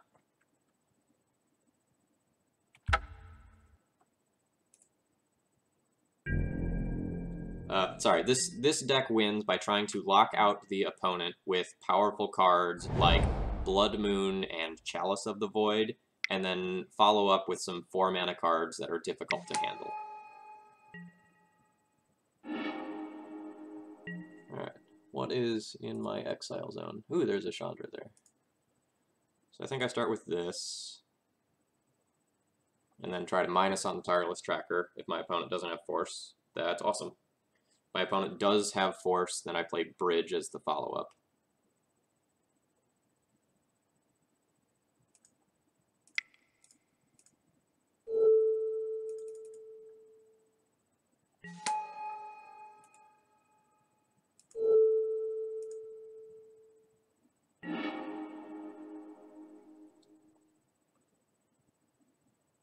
this the time where I start just getting aggressive with Karn and start making idiots?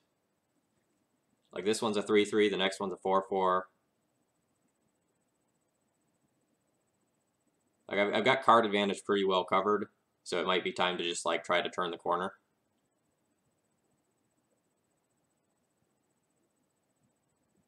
Like I can just like play bridge and try to hide behind these planeswalkers until I win, or I can just get aggressive. I think getting aggressive is fine.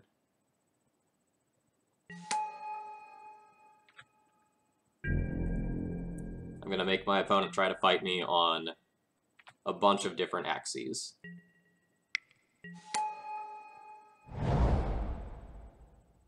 Alright. Second tireless tracker's pretty good.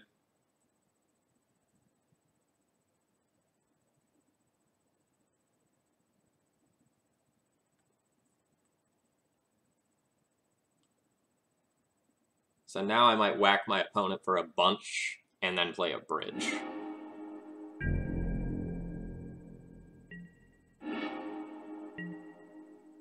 Opponent shuffled with that ponder. So I can go Karn minus cast Scab Clan Berserker. Attack in for 8 with the constructs. Opponent probably has to block Scab Clan Berserker so it doesn't get renowned.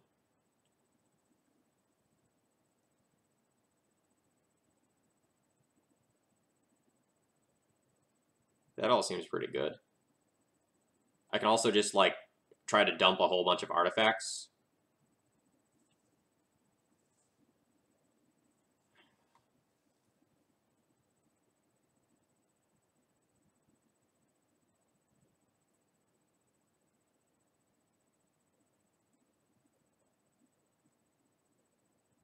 So if I start my turn on Trinisphere, then my Scab Clan Berserker can be uncounterable.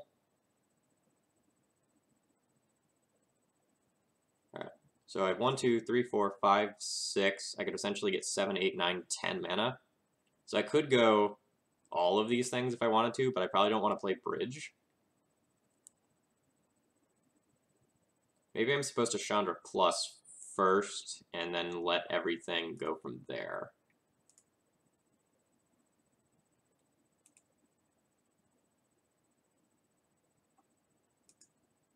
I mean, I already have the mana to play both Scab Clan and Trinisphere, though. I don't need more mana.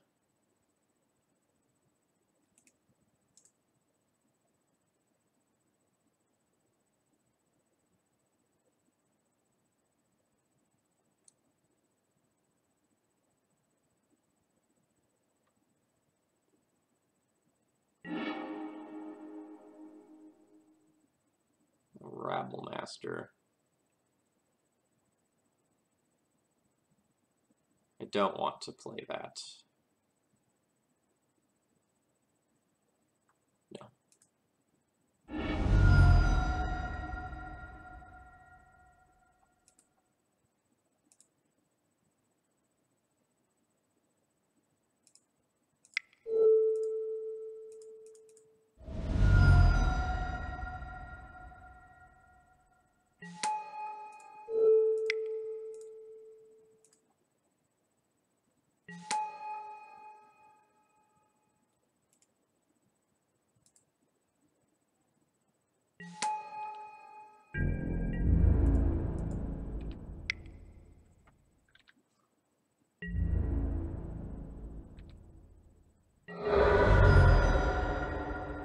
Really surprised my opponent let me get Renown there. They have, like, maybe they want to kill one of these Planeswalkers, and I am fine with them killing one of these Planeswalkers. But I kind of think that was a trade that needed to be accepted.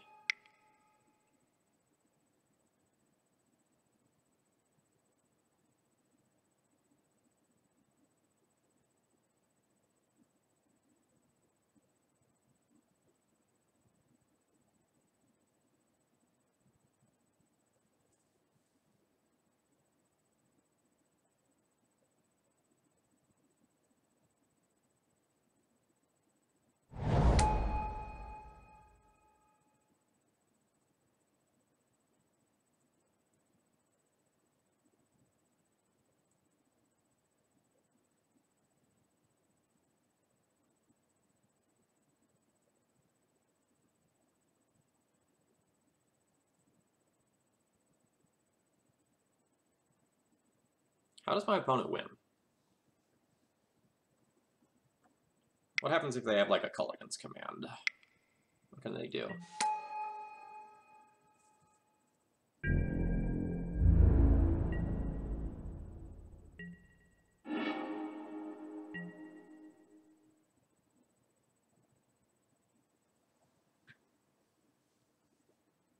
Alright, so opponent can't play another spell.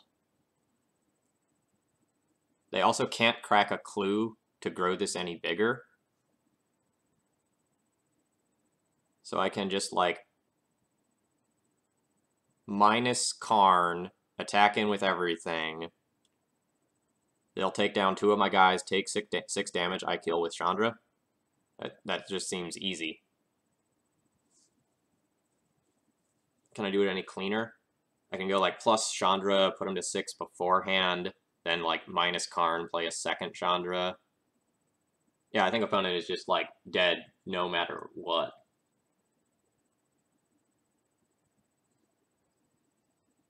Alright, what if my opponent blocks both constructs? My opponent blocks both constructs. They go to 5. I Chandra plus put them to 3. I can Karn minus, get another Chandra from exile, put them to 1, and then they're dead to, like, any spell they cast because of Scab Clan Berserker. Alright, so, and plus this Chandra for damage. That's 100% like happening. That's just a snow-covered mountain. I can also just, like, Karn minus, make another idiot, bash in, then, like, something like Toxic Deluge is in and out. I'm not sure if that's any better than just, like, attacking in and then just playing another Chandra. It probably is.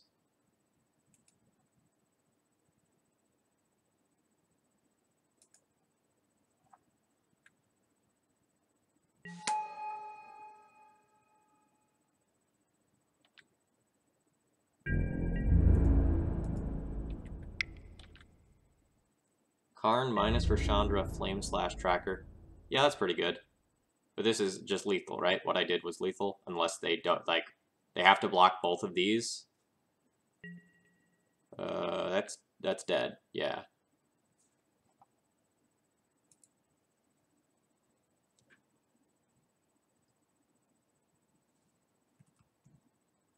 Alright, so it's on the draw, and I win.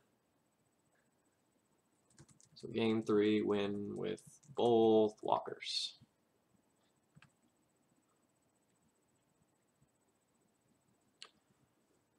Okay, I've got to run off to lunch. Happy Mother's Day to any moms that are out there, and may your Mother of Runes treat you very, very nicely. I'm going to go ahead and throw you all over to Anurag Das, who is probably playing Miracles. If you enjoyed what I was doing today, and you enjoy either Red Prison or D&T content, this is probably the channel for you. Feel free to subscribe, and thank you very much for watching. Cheers!